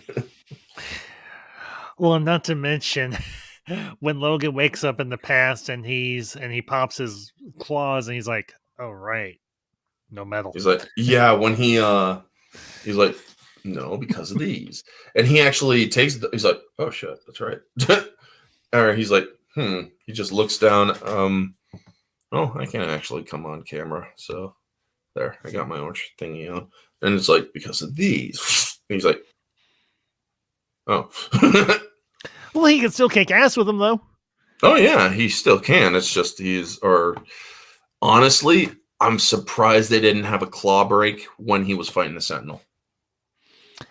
I was too, just a little bit, but it's like, dude, you're dealing with a metal space age polymer shit, and you're telling me that you stopped that Sentinel with your claws? No. Just no. But for the most part, the fight was pretty solid because he was getting tossed around, and so was Beast. And that's another Beast thing that they actually changed. But yeah, sorry. Beast being able to transform from his natural state into his beast state, yeah, it didn't bother me too much. I mean, I can. Here's the thing: if I can handle what they did with Shadowcat's powers, I can handle a few stretches here and there, and that didn't necessarily bother me. Yeah, they're gonna have a little bit of differences. Yeah, that's just a given, particularly with an adaptation. And the funny thing is how they adapted. We talked about this, and I don't want to repeat myself a whole bunch, but I'm still deeply impressed with how much of the original story they were able to keep in this movie, still bring in the whole crossover between the past team and the reboot team, as I refer to them. Yeah. And it's amazing how well it works. There was a real chemistry between everybody. The relationship seemed natural and organic. I mean, even young Xavier and young Magneto, when they're on the airplane, and Magneto almost crashes them, and we're like, damn, he's pissed. Well, yeah, he screwed, or his thing is, he wasn't even he was just letting his emotions flow. The only thing he was actually doing was keeping himself pinned on the floor so he could stay up, where the rest of it was beyond his control because, well, he was emotional. The fact that he names them all, and then he's like, all of our mutant brothers and sisters all dead. And where were you, Charles? You were hiding. You and Hank, pretending to be something you're not. You abandoned us all. Yeah. And that is one of the best freaking deliveries of the line. And then he allows everything to straighten out, and the plane he uncrumples the plane because the fuselage was also crumpling and shit. It's like, so you were always an asshole.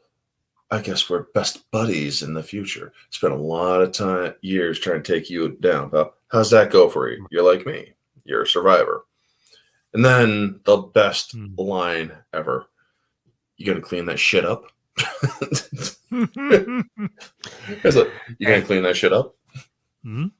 And do you want to say hello to the chat again? Comic Chat. Hey, Danny, good to see you, man. Appreciate you stopping back in, bud. And thanks for coming back. We're still going at it.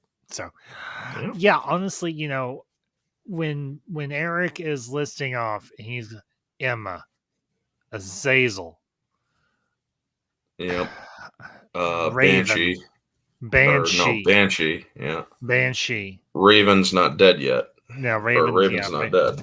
Yeah, Raven, he was naming off dead ones. Dead ones, yeah. Yeah. And he was right. And then that's called righteous anger. Yeah, that's absolutely righteous and justified anger. And when Mystique sneaks into Trask's office and she's looking through all his files, and she is absolutely just getting... She is just emotional. And you're like, you look at the autopsy shots, and you're like, jeez, what did they do to them? I'm wondering what they did with Azazel. I mean, I'm pretty sure because Azazel was one of them. There is a picture of Azazel, an autopsy picture of Azazel in that file. Yeah, and it's like, oh damn, dude, they actually got him. So wait a second. When did Azazel and Mystique do the nasty? Well, apparently they didn't. Well, apparently they did, because Nightcrawler is born or was existent already. Maybe Nightcrawler was born from somebody else. Not with that tail. Who knows? Not with that power, man. That power is incredibly specific. That's true. I guess it's one of the questions we'll never have answered because, well, the current incarnation that ended with Dark Phoenix will be something completely different once they're brought into the MCU. Yeah. So, which I'm okay with. I mean, that's something that I've discussed in prior reviews or anything for the X-Men series. This series has its ups and downs. I covered the downs, at least a couple of the downs, in that video I did back a few months ago in regards to Last Stand and Dark Phoenix. Mm-hmm. And as abysmal as those movies are, this movie is, I think, honestly, the absolute peak of how good this franchise could have been. If they had kept consistent writing. The acting was never a problem, at least not for me. But it was the writing and the storytelling that was the problem. Yeah. One of the things I actually did like, it's not fully fleshed out in either cut. Mm-hmm. Storm and Wolverine are an item in the future. Well, now here's an interesting little thing that you may not know. I don't know. Did you ever watch the you original? Yes, I did. They were an item in the future there too. Well, it wasn't. It was an alternate future where I think Xavier gets killed or something by Trevor Fitzroy, and they actually send Logan and Storm, and I think even Bishop into the past. And it's during like the 1950s or 60s, and it's during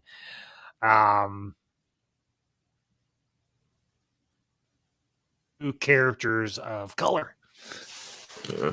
in particular, Storm and Bishop. Yeah. I know that there's. I'm gonna have to get. I have Disney Plus, so I can actually watch the series. Mm-hmm. If I remember correctly, Bishop actually has to go back and do a do-over because there was one episode where I believe Xavier does kind of get killed. And it's like, oh shit.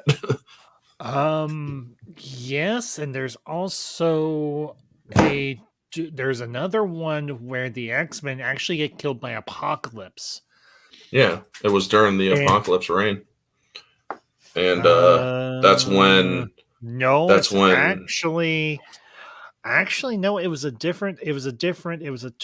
or 3 parter that involves the techno-organic virus, or a version of the techno-organic. Yeah, Cable. Yeah, and Cable, this is when Bishop and Cable had their spat about, it's like, we're trying to save 2 separate timelines here, man. And they needed the virus. Well, not only that, they also needed antibodies for the virus, which only one mutant could provide, which was Wolverine.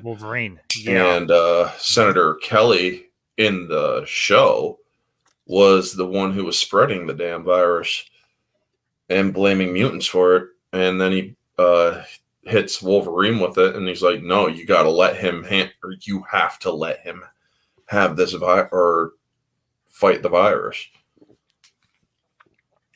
Yeah. I remember that. It was just, that show was just freaking so great. Also, its tie-in with Spider-Man, the animated series. Yep. Yeah, that was one thing, the 1990s. Yeah. Great time. They did it right. Now did. They got this new one that's coming out that's supposed to be a continuation of this 90s, and it's like, no. Nope. I'm sorry. I'm going to do a Noah from Brightburn. Nope. I'll at least give them a shot. I'm gonna see what they do. Their marketing campaign has been well recorded, shall we say. I haven't seen it, so I can't really speak to it.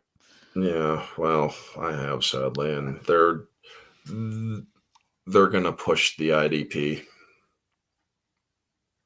and whatnot, and it's like, you really shouldn't. I mean, because a lot of people are like, because if you show this movie specifically and the other X-Men movies with Bobby and Kitty in the movies where they're getting nice and cozy, because Last Stand, there was a deleted scene where she actually does kiss Bobby, and that's there's actually a deleted scene. There's actually a deleted scene where Rogue does get the cure, and he can't accept her because she's no longer a mutant, and he walks away. Well, did you know that? I knew that there was another version of the scene that we see where she actually does take it, and he still accepts her. But then, there's the one that's in the movie, and then there's the one where she actually doesn't take it. Yeah. I didn't know that there was one where he actually outright rejects her. That's just fucked up. I think so. Yeah. I think I'd actually have to look that up. I might be mistaken. I don't think I am, but I think there's a deleted scene from Last Stand where Rogan goes and gets the cure.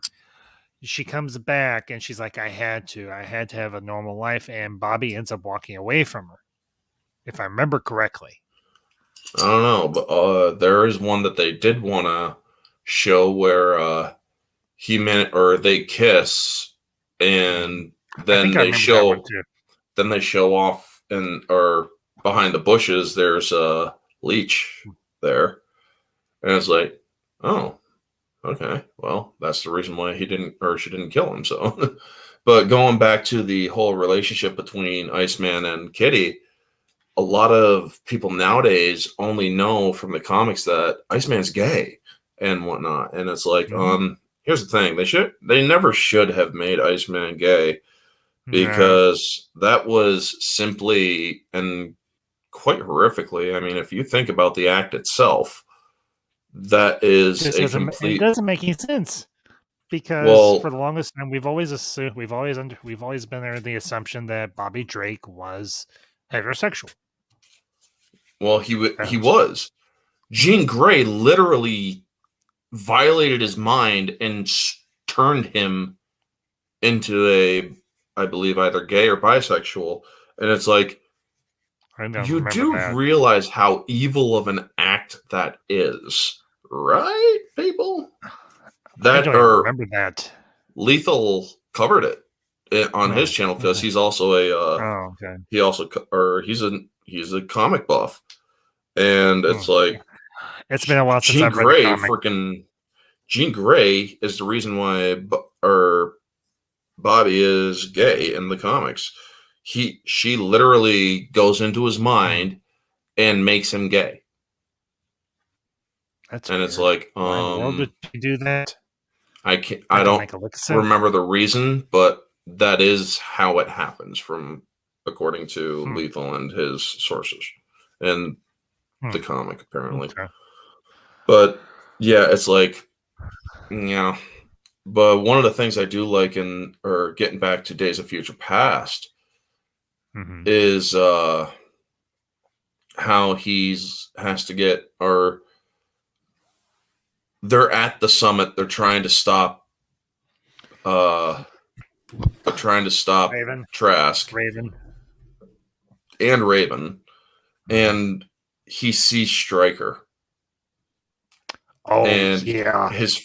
It's a complete mental freak out that he has, which completely throws him out of his own head. He's literally pulled out of his own head. They're gonna make Iceman gay in the MC. Or we already know that that's exactly where they're gonna go with it. And honestly, like I said, folks, or I've pointed this out on my channel, I've pointed it out on others. I don't have a problem with LGBTQ people. I myself am actually in the plus of that whole community. Not that I openly discuss it. It's just, if you really want to frickin' have a nitpick, it's like, well, yeah, I'm kind of in the plus of that area. But anyway, if you're gonna do any of that on screen, you don't need to make it a forefront of the story. You are sure, have your moment, have your let people know and whatnot, but you don't have to keep. We're adults, right? We're able to remember 5 seconds later about something. That's one of the main things that me and many others have been just. We're not saying that there shouldn't be. We're simply saying you don't have to beat us over the head with it. Now, if Iceman is gay, fine. He's gay. Okay, that's fine. Now, but if they're gonna freaking make, because this is where they want to go with it, Giancarlo Esposito, as good as an actor as he is, I do not think he needs to play Charles Xavier. I personally, I don't have an issue with Giancarlo Esposito playing Xavier. I mean, it'll be an interesting change. So, well, they are also thinking about making Magneto black, and they have talked. Here's the thing. They're They have talking talked about this. Yeah.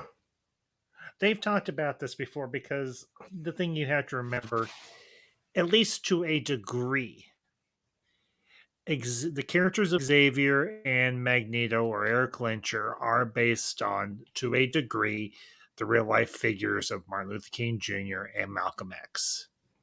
Yeah. So to a degree, it would make sense if they were to cast men, or a man and a woman, or vice versa, persons of color in those characters' roles.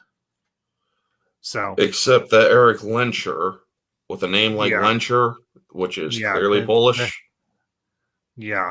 That's going to be the tricky part. I'm not saying this to be racially insensitive, but how many black Polish people do you know? And how many black Jewish Polish people do you know? Well, now, depends on what you mean by Jewish, because Sammy Davis Jr. was Jewish. Yes, I do know that there are. I do know that there are black Jewish people, obviously, but the whole thing behind Magneto was the World War II deal. His arm. Let's just say there's a reason why he doesn't want any needle touching his skin ever again.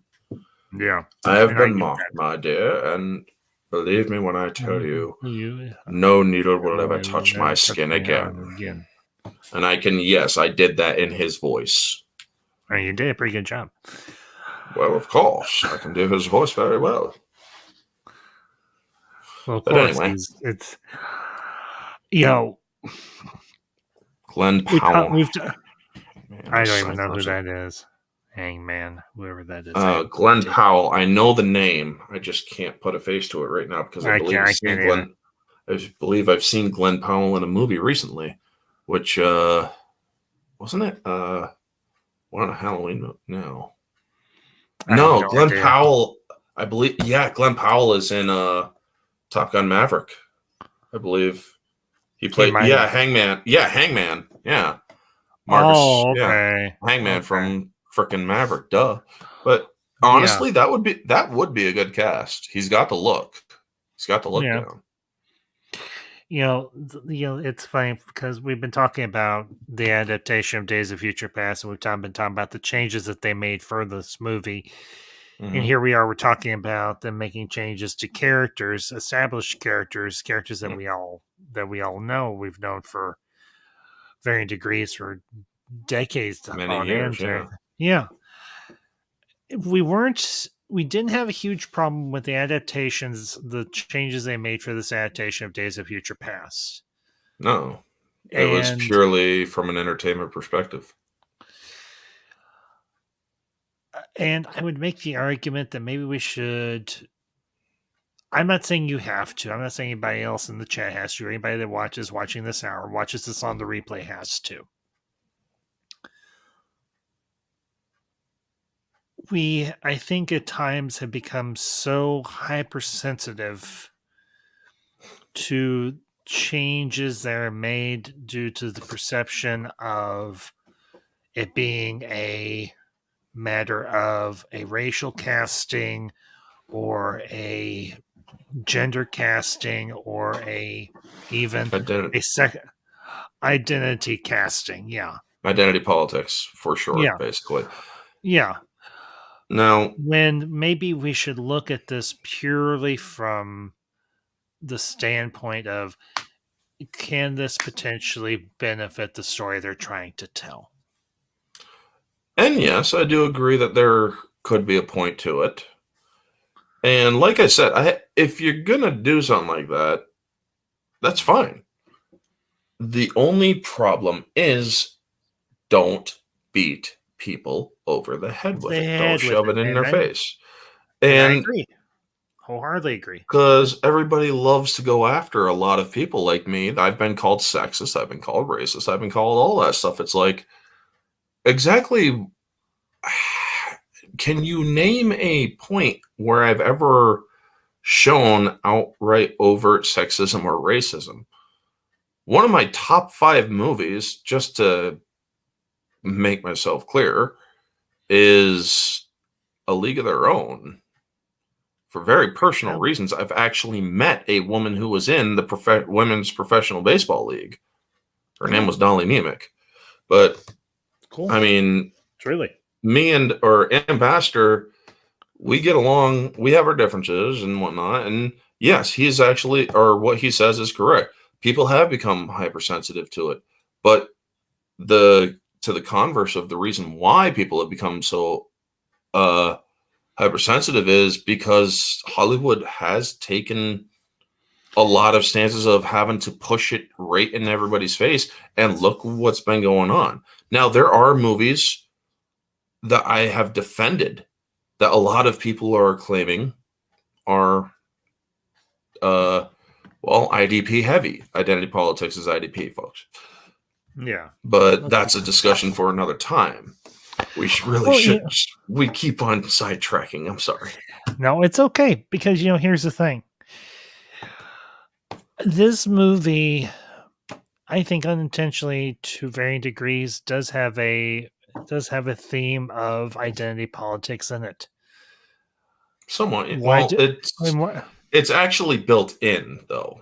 This one is built in because of mutants. Yeah, exactly. And I think that's true of the X-Men franchise, whether it be the comic books, the animated series, or these live-action movies that they have done. Stan Lee designed the X-Men franchise to tackle this topic in particular. And I think he did it, and those that worked with him, like Chris Claremont and everybody else that has worked on this particular sub universe within the broader Marvel universe has done. They've tried to tackle the concept of identity, of a person's own identity, and regardless of what that might entail, whether it is based on race, whether it's based on sex, whether it's based on sexual orientation, or whether it's based on some other factor, something that's immutable, something that person cannot necessarily change, and how we deal with and I'm going to use a sort of philosophical term, the other, because the fact is we are all other from one another. And no, that did not mean to come off as a rhyme. That was unintentional, obviously. But we are truly other from the person, say, across the table from us. And we are always trying to understand the other.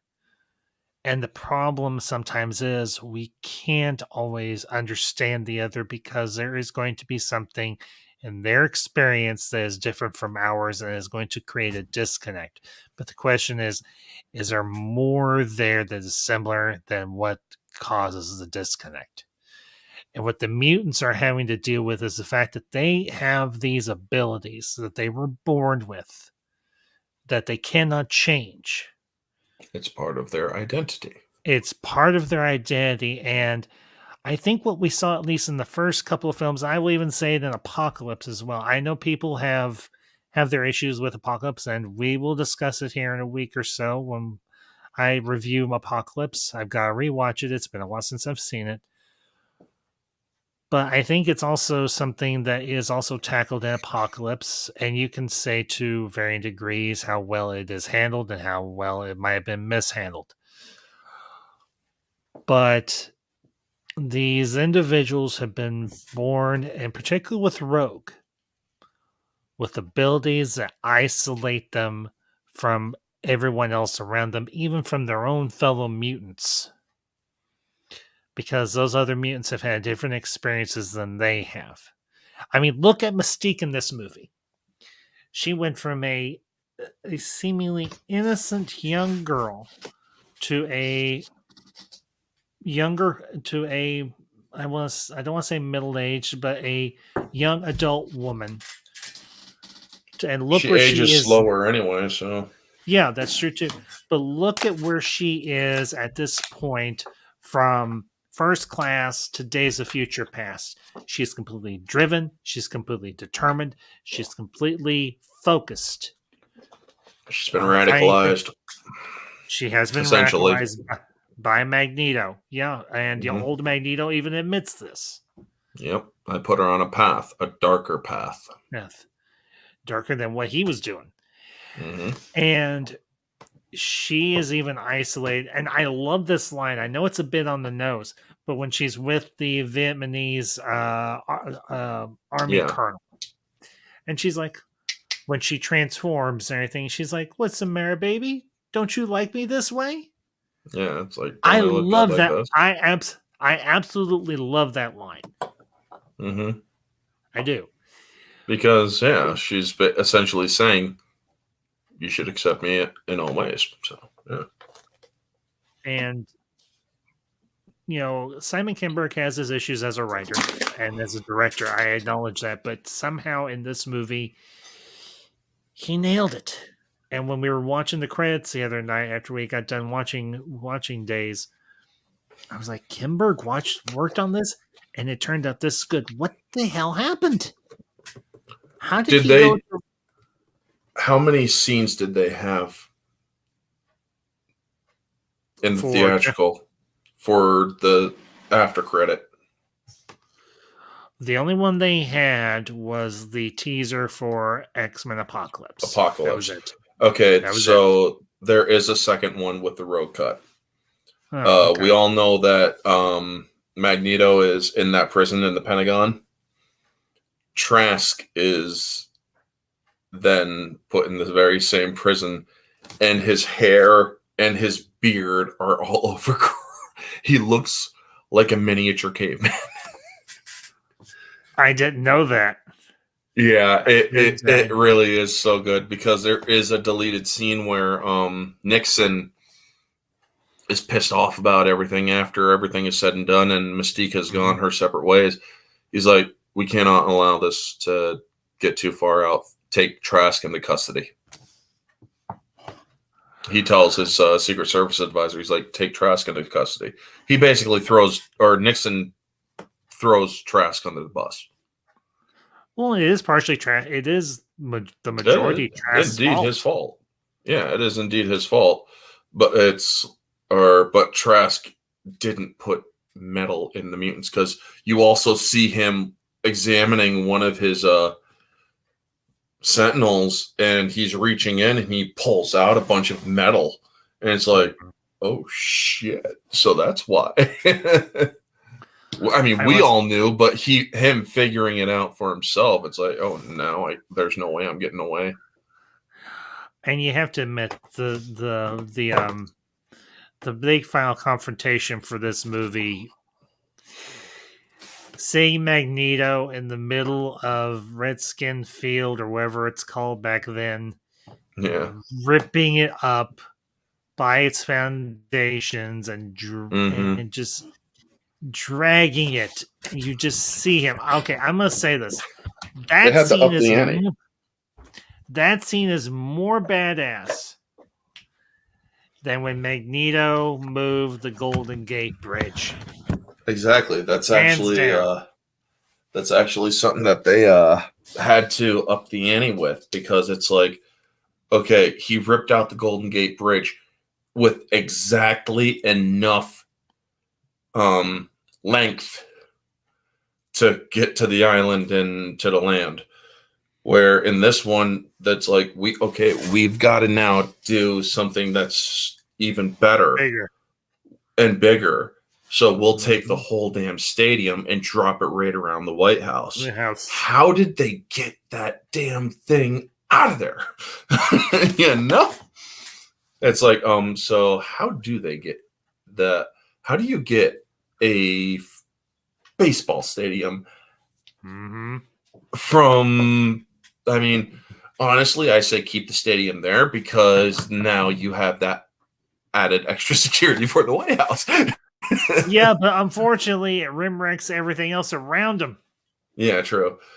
One of the things I do like was when he was searching for the bunker, and then he pulls the bunker out, he opens the door, and then he's like, he grabs it with his magnetis, and just the gesture alone shows how insanely pissed off he is, because he's like,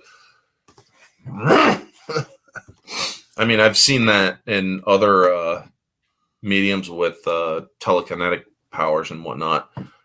Star Wars, the Old Republic, Knights of the Fallen Empire, where you see one Force user struggling to keep these damn doors open, And then another girl who is like infinitely stronger. She just Orange. We talked about this when we did the Valen versus Valen. stream. It was Valen and what's her name? Lana.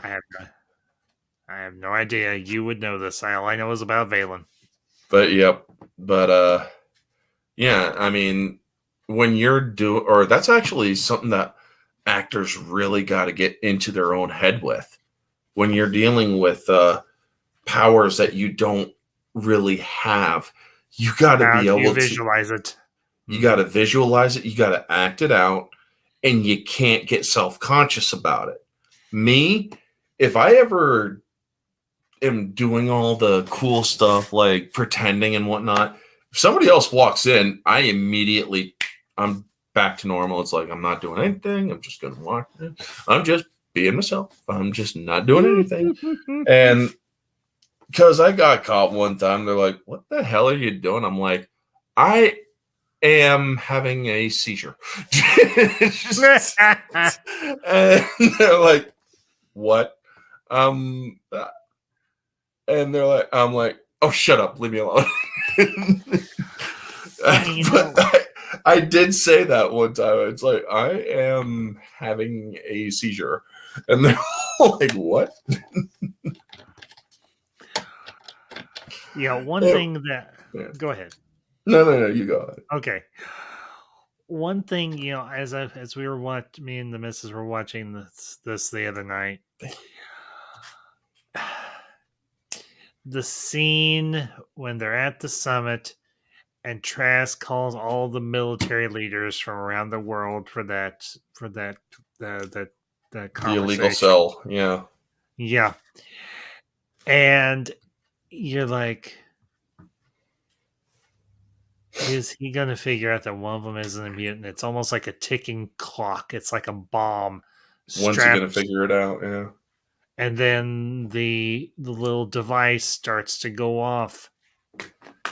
And you're like, oh shit, how the hell is this going to work? Is she going to get away? Is this where she gets caught? Who are the guys going to get there in time? And it's clearly like a ticking clock, and the tension is just like, oh hell, we know that Mystique's in there. Are they going to figure out that she is in there? And it's just, I have to say, it's one of the best scenes, aside from old and young Xavier meeting each other. That scene right there was so well put together. Yeah, they set it up. They really did set it up very well. So, one of the things I liked about it, it's like how she, as the guy is trying to, it's like, you must be mistaken, and the other Vietnamese officer is like, serious? Or I don't speak Vietnamese, but it's like, what's going on? Who are you? Mm-hmm. And so it's like, okay, shit, it's time to drop the facade. I will say though,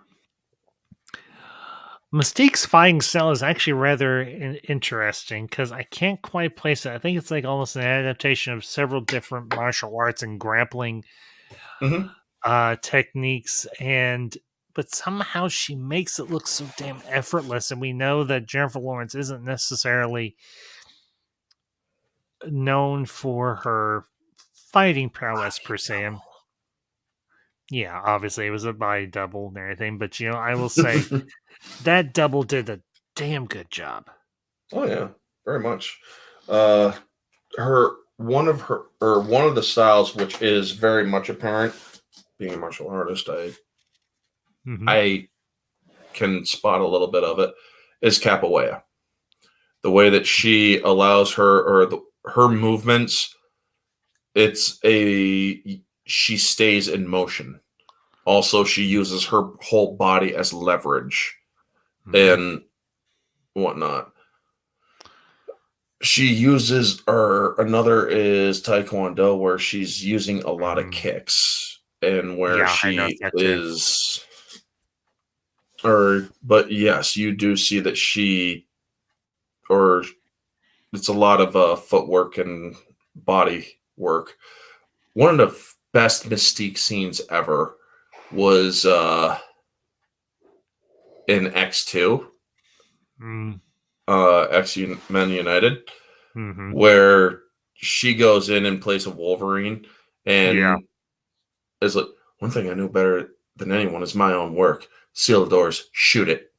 And she breaks out and then she slides under the door. She flips them off. Now, I love that. I do. yeah. I love that too.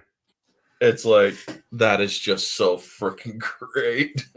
Yes, it is. Yes, I mean, it is. Mystique, a lot of people don't realize this.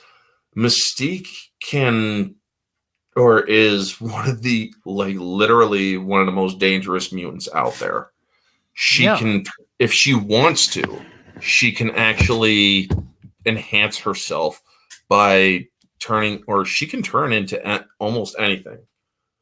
As long as it has a rigid bone structure, she can turn into it. She can turn into birds. She can turn into animals.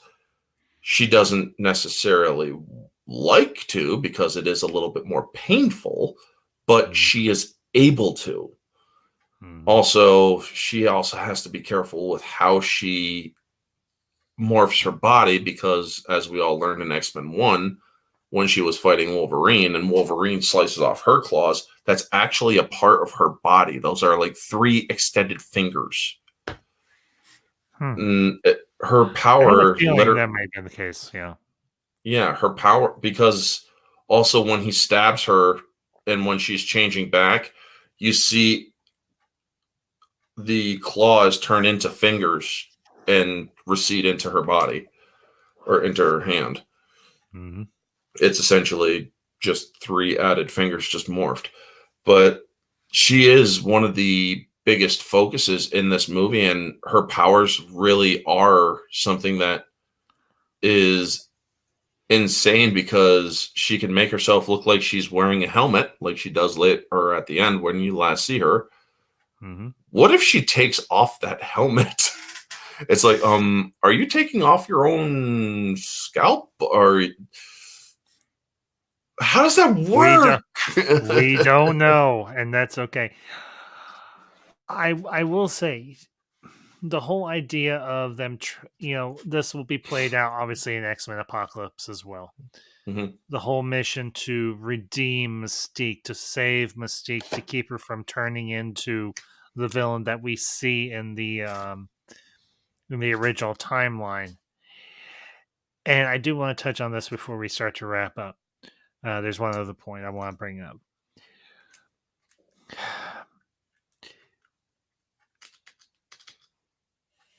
I found the whole concept of Mystique being on the borderline of being that villain that we see in the original films. And seeing her instead that she does eventually come home. And that, for me, I love that whole redemption arc for her character. And the fact that she does commit to being a teacher, to being an X-Man, and to working with Charles like he always wanted. And I love, and we'll touch on it more when we do a review X-Men Apocalypse. But the other thing that I love about this film, and it was something that Singer said after the movie had been released and people started to ask him about, well, what about the other movies? And he said, this was not just a connection to the reboot universe. This was undoing the story that I did not get to be involved in. And this was me putting my final touch on that story. And when you see Logan wake up in the proper future, and you see you see Beast, and you see Storm, and you see Jean, of course, and you see Scott, and you of course see Xavier. That, for me, Singer saying that and saying, look, if you didn't like what they did with Last Stand, if you didn't like X-Men Origins Wolverine or whatever, This movie lets you ignore those bad films, and this is the ending I want to give these characters. Now, granted, he does come back and do X-Men Apocalypse. I will say this briefly. The reason I love X-Men Apocalypse is because I'm invested in these characters, but the big reason, and Orange, you may or may not be with me on this one, they finally have a movie with the villain we always wanted to see. Oh yeah, Now, I that just was wish. I really just wish he wasn't so nerfed. he But was a little nerfed, but at the same time, yeah, it was, I think, as faithful an adaptation of Apocalypse as we were going to get. well, especially live action. I mean, considering what he is capable of doing, Yeah. yeah. I mean, they If just he's did a death battle with him versus Black Adam. Adam, and he absolutely owned Black Adam. Like, dude, there's no way in hell Black Adam's gonna beat the Apocalypse. Come on. You're putting somebody. I mean, don't get me wrong, Black Adam is strong, but it's like Yeah. you literally are putting a dude who's literally the omega of mutants. I mean, he may be the first one, but he's also the strongest one. His potential is limitless. Mm-hmm. Kind of like the Phoenix Force. And the only restrictions on him are what the writers, and when I say writers, I mean the comic book writers, put on him. Because I mean, I love the Dracula versus Apocalypse one where he slaughters Dracula as well. Mm-hmm. So, but let me, Orange, let me ask you, how did you feel about what Singer said in that interview? And I'll bring up Daniel Martin's comment here as well, real quick. All the course corrections Singer was able to do in just one movie was incredible. Honestly, you are very correct. Another thing, going back to the road cut, to just give you guys a little bit more extra added info, it's he's like, people are really wanting to know after they got it out of the theaters, where was Anna Paquin?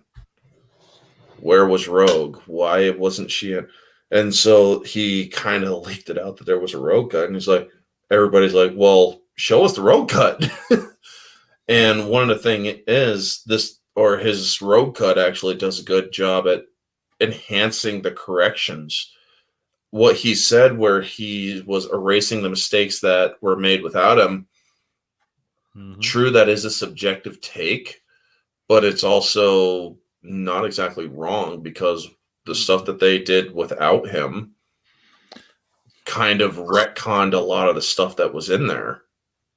Yeah. I mean, you changed the actor Liev Schreiber is a great actor, do not get me wrong. But Sabretooth, he is not. It's like, I'm sorry, but Sabretooth is blonde, for fuck's sake. Liev Schreiber is not blonde. He is insanely brunette. The post-credit scene of Days of Future Past had me amped for Apocalypse N7. Yeah, the N7. Now, wonderful thing is, if you actually pay attention to that scene, you can actually see a modern city in the background when they are panning over. I didn't know that, but you know what? I'll let it slide. Also see the see the Four Horsemen. Obviously, yeah. You also see the Four Horsemen, which is a nice little touch. Yes. Him building the pyramids is pretty cool. It's like, well, now we know it's not aliens. No, it was mutants. Exactly, it was mutants. But yeah, it also shows that N7 Noor is actually, before he started accumulating power from other mutants, he was incredibly powerful in his own right. Yeah. Also, was it me, or did that N7 Noor look like a female? Just a little, but again, I mean, I'm not complaining. I'm not complaining or nitpicking. I'm just asking. It's like, that one almost kind of looks like a female. And the thing is, he does transfer bodies, so it does kind of make sense. That's actually something that a lot of people wouldn't have a nitpick about, because then after he switches bodies, it's like, well, he can also polymorphize his body. The reason why he wanted Charles in the movie, I don't know if this is something that he can actually do or that he does in the comics, but with the whole body swapping thing, I don't know if that was a comic thing either. But it's like, he could swap bodies in the comics, because there's a 4 or 6 part miniseries that takes place in the far distant future. But is he swapping bodies in order to absorb new power, or he's not so much to absorb new power, but more so to survive and to enshrine the power that he already has? Okay, because what they were doing in Apocalypse, he was absorbing the power of the body that he takes over, which is why he had an insane healing factor pre-Wolverine. So Oscar Isaac was a healing factor mutant. So the one thing I will say before we do go, watch the road cut. No, the gag reel to Apocalypse. I probably will. There's a gag reel for Days of Future Past as well. Yes, there is. I meant to grab it, but fun fact for the ambassadorial movie collection, the copy I have of Days of Future Past is actually Steelbook. Oh, damn, that's nice. But also, if your wife manages to get, do you guys have a TV where you can open apps and stuff, like an Amazon Fire TV or whatever? We've got a Samsung, which we can do something like that. We also have a PS4, so we can plug stuff in and whatnot. Well, yeah, just do the Movies Anywhere thing and accept the Screen Pass, because you got to accept it within 7 days, or I have to resend it. Okay, which is no problem. I can send. No, but I don't want to make you. I don't want to make you have to do it a bunch of times. So. Oh, it's no problem doing it. I know. It's as simple as copy paste. But yeah, I got you. Definitely check out the road cut. If anybody hasn't seen the road cut in the chat, I highly recommend it, because when I was doing the mystery review for road cut, as I said, the theatrical objectively is of lower quality than the road cut. The road cut explains a few more things, like how the hell did the Sentinels even find them?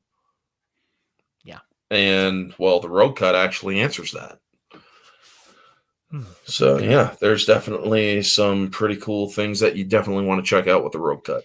And honestly, I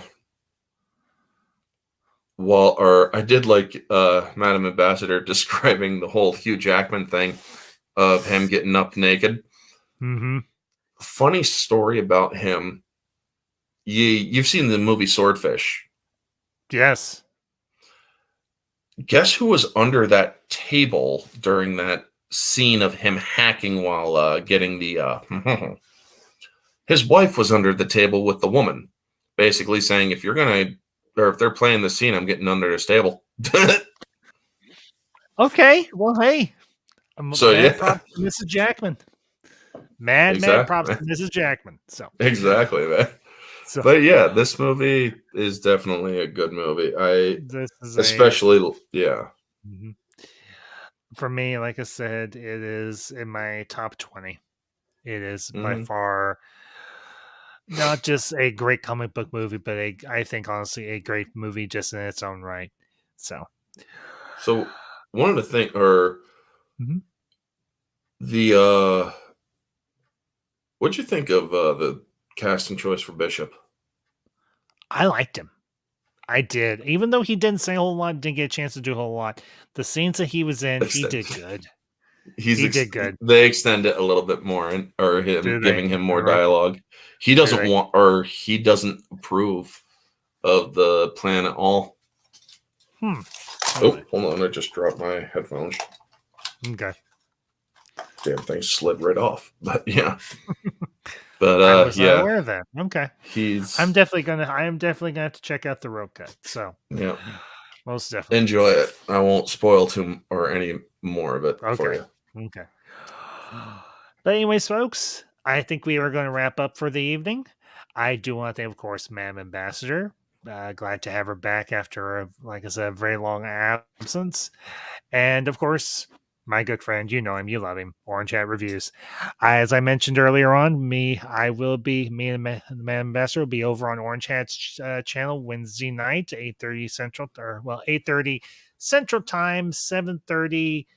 I think you're 9:30. 9:30 Eastern Time to do another guest request review for a personal favorite of me and the missus, and I hope Orange Hat you enjoyed this as well. Oh yeah, The Mummy with Brendan Fraser. The Mummy with Brendan Fraser. And I do want to let you all know a little bit of an update here on the channel while those of you are here and those of you who catch us on the replay. I am planning some festivities for All Hallows Eve for the season of The Witch. Me and the missus are going to be bringing you our review of Hocus Pocus and Hocus Pocus 2. And also, I will be doing some reviews and everything with some friends and everything. Going to be doing a review with my good friend Zach Leary. He and I have been discussing this film for a while, and we wanted to plan it for the appropriate time. And this, obviously, being Halloween, we're going to be doing a ultra retro review of The Fall of House of Usher, starring one of our personal favorites, the late, the great Vincent Price, but also going to be doing a review of the Addams Family movies, the ones with Raul Julia and Angelica Houston and Christopher Lloyd, and also going to be doing another review. This will be a modern or a retro / ultra retro review comparing the original 1930s Dracula to Francis Ford Coppola's Bram Stoker's Dracula. So that'll all be coming up later this month and everything. So keep your eyes and ears open on my social media, whether it's on Twitter, Facebook, or Instagram, for all those updates.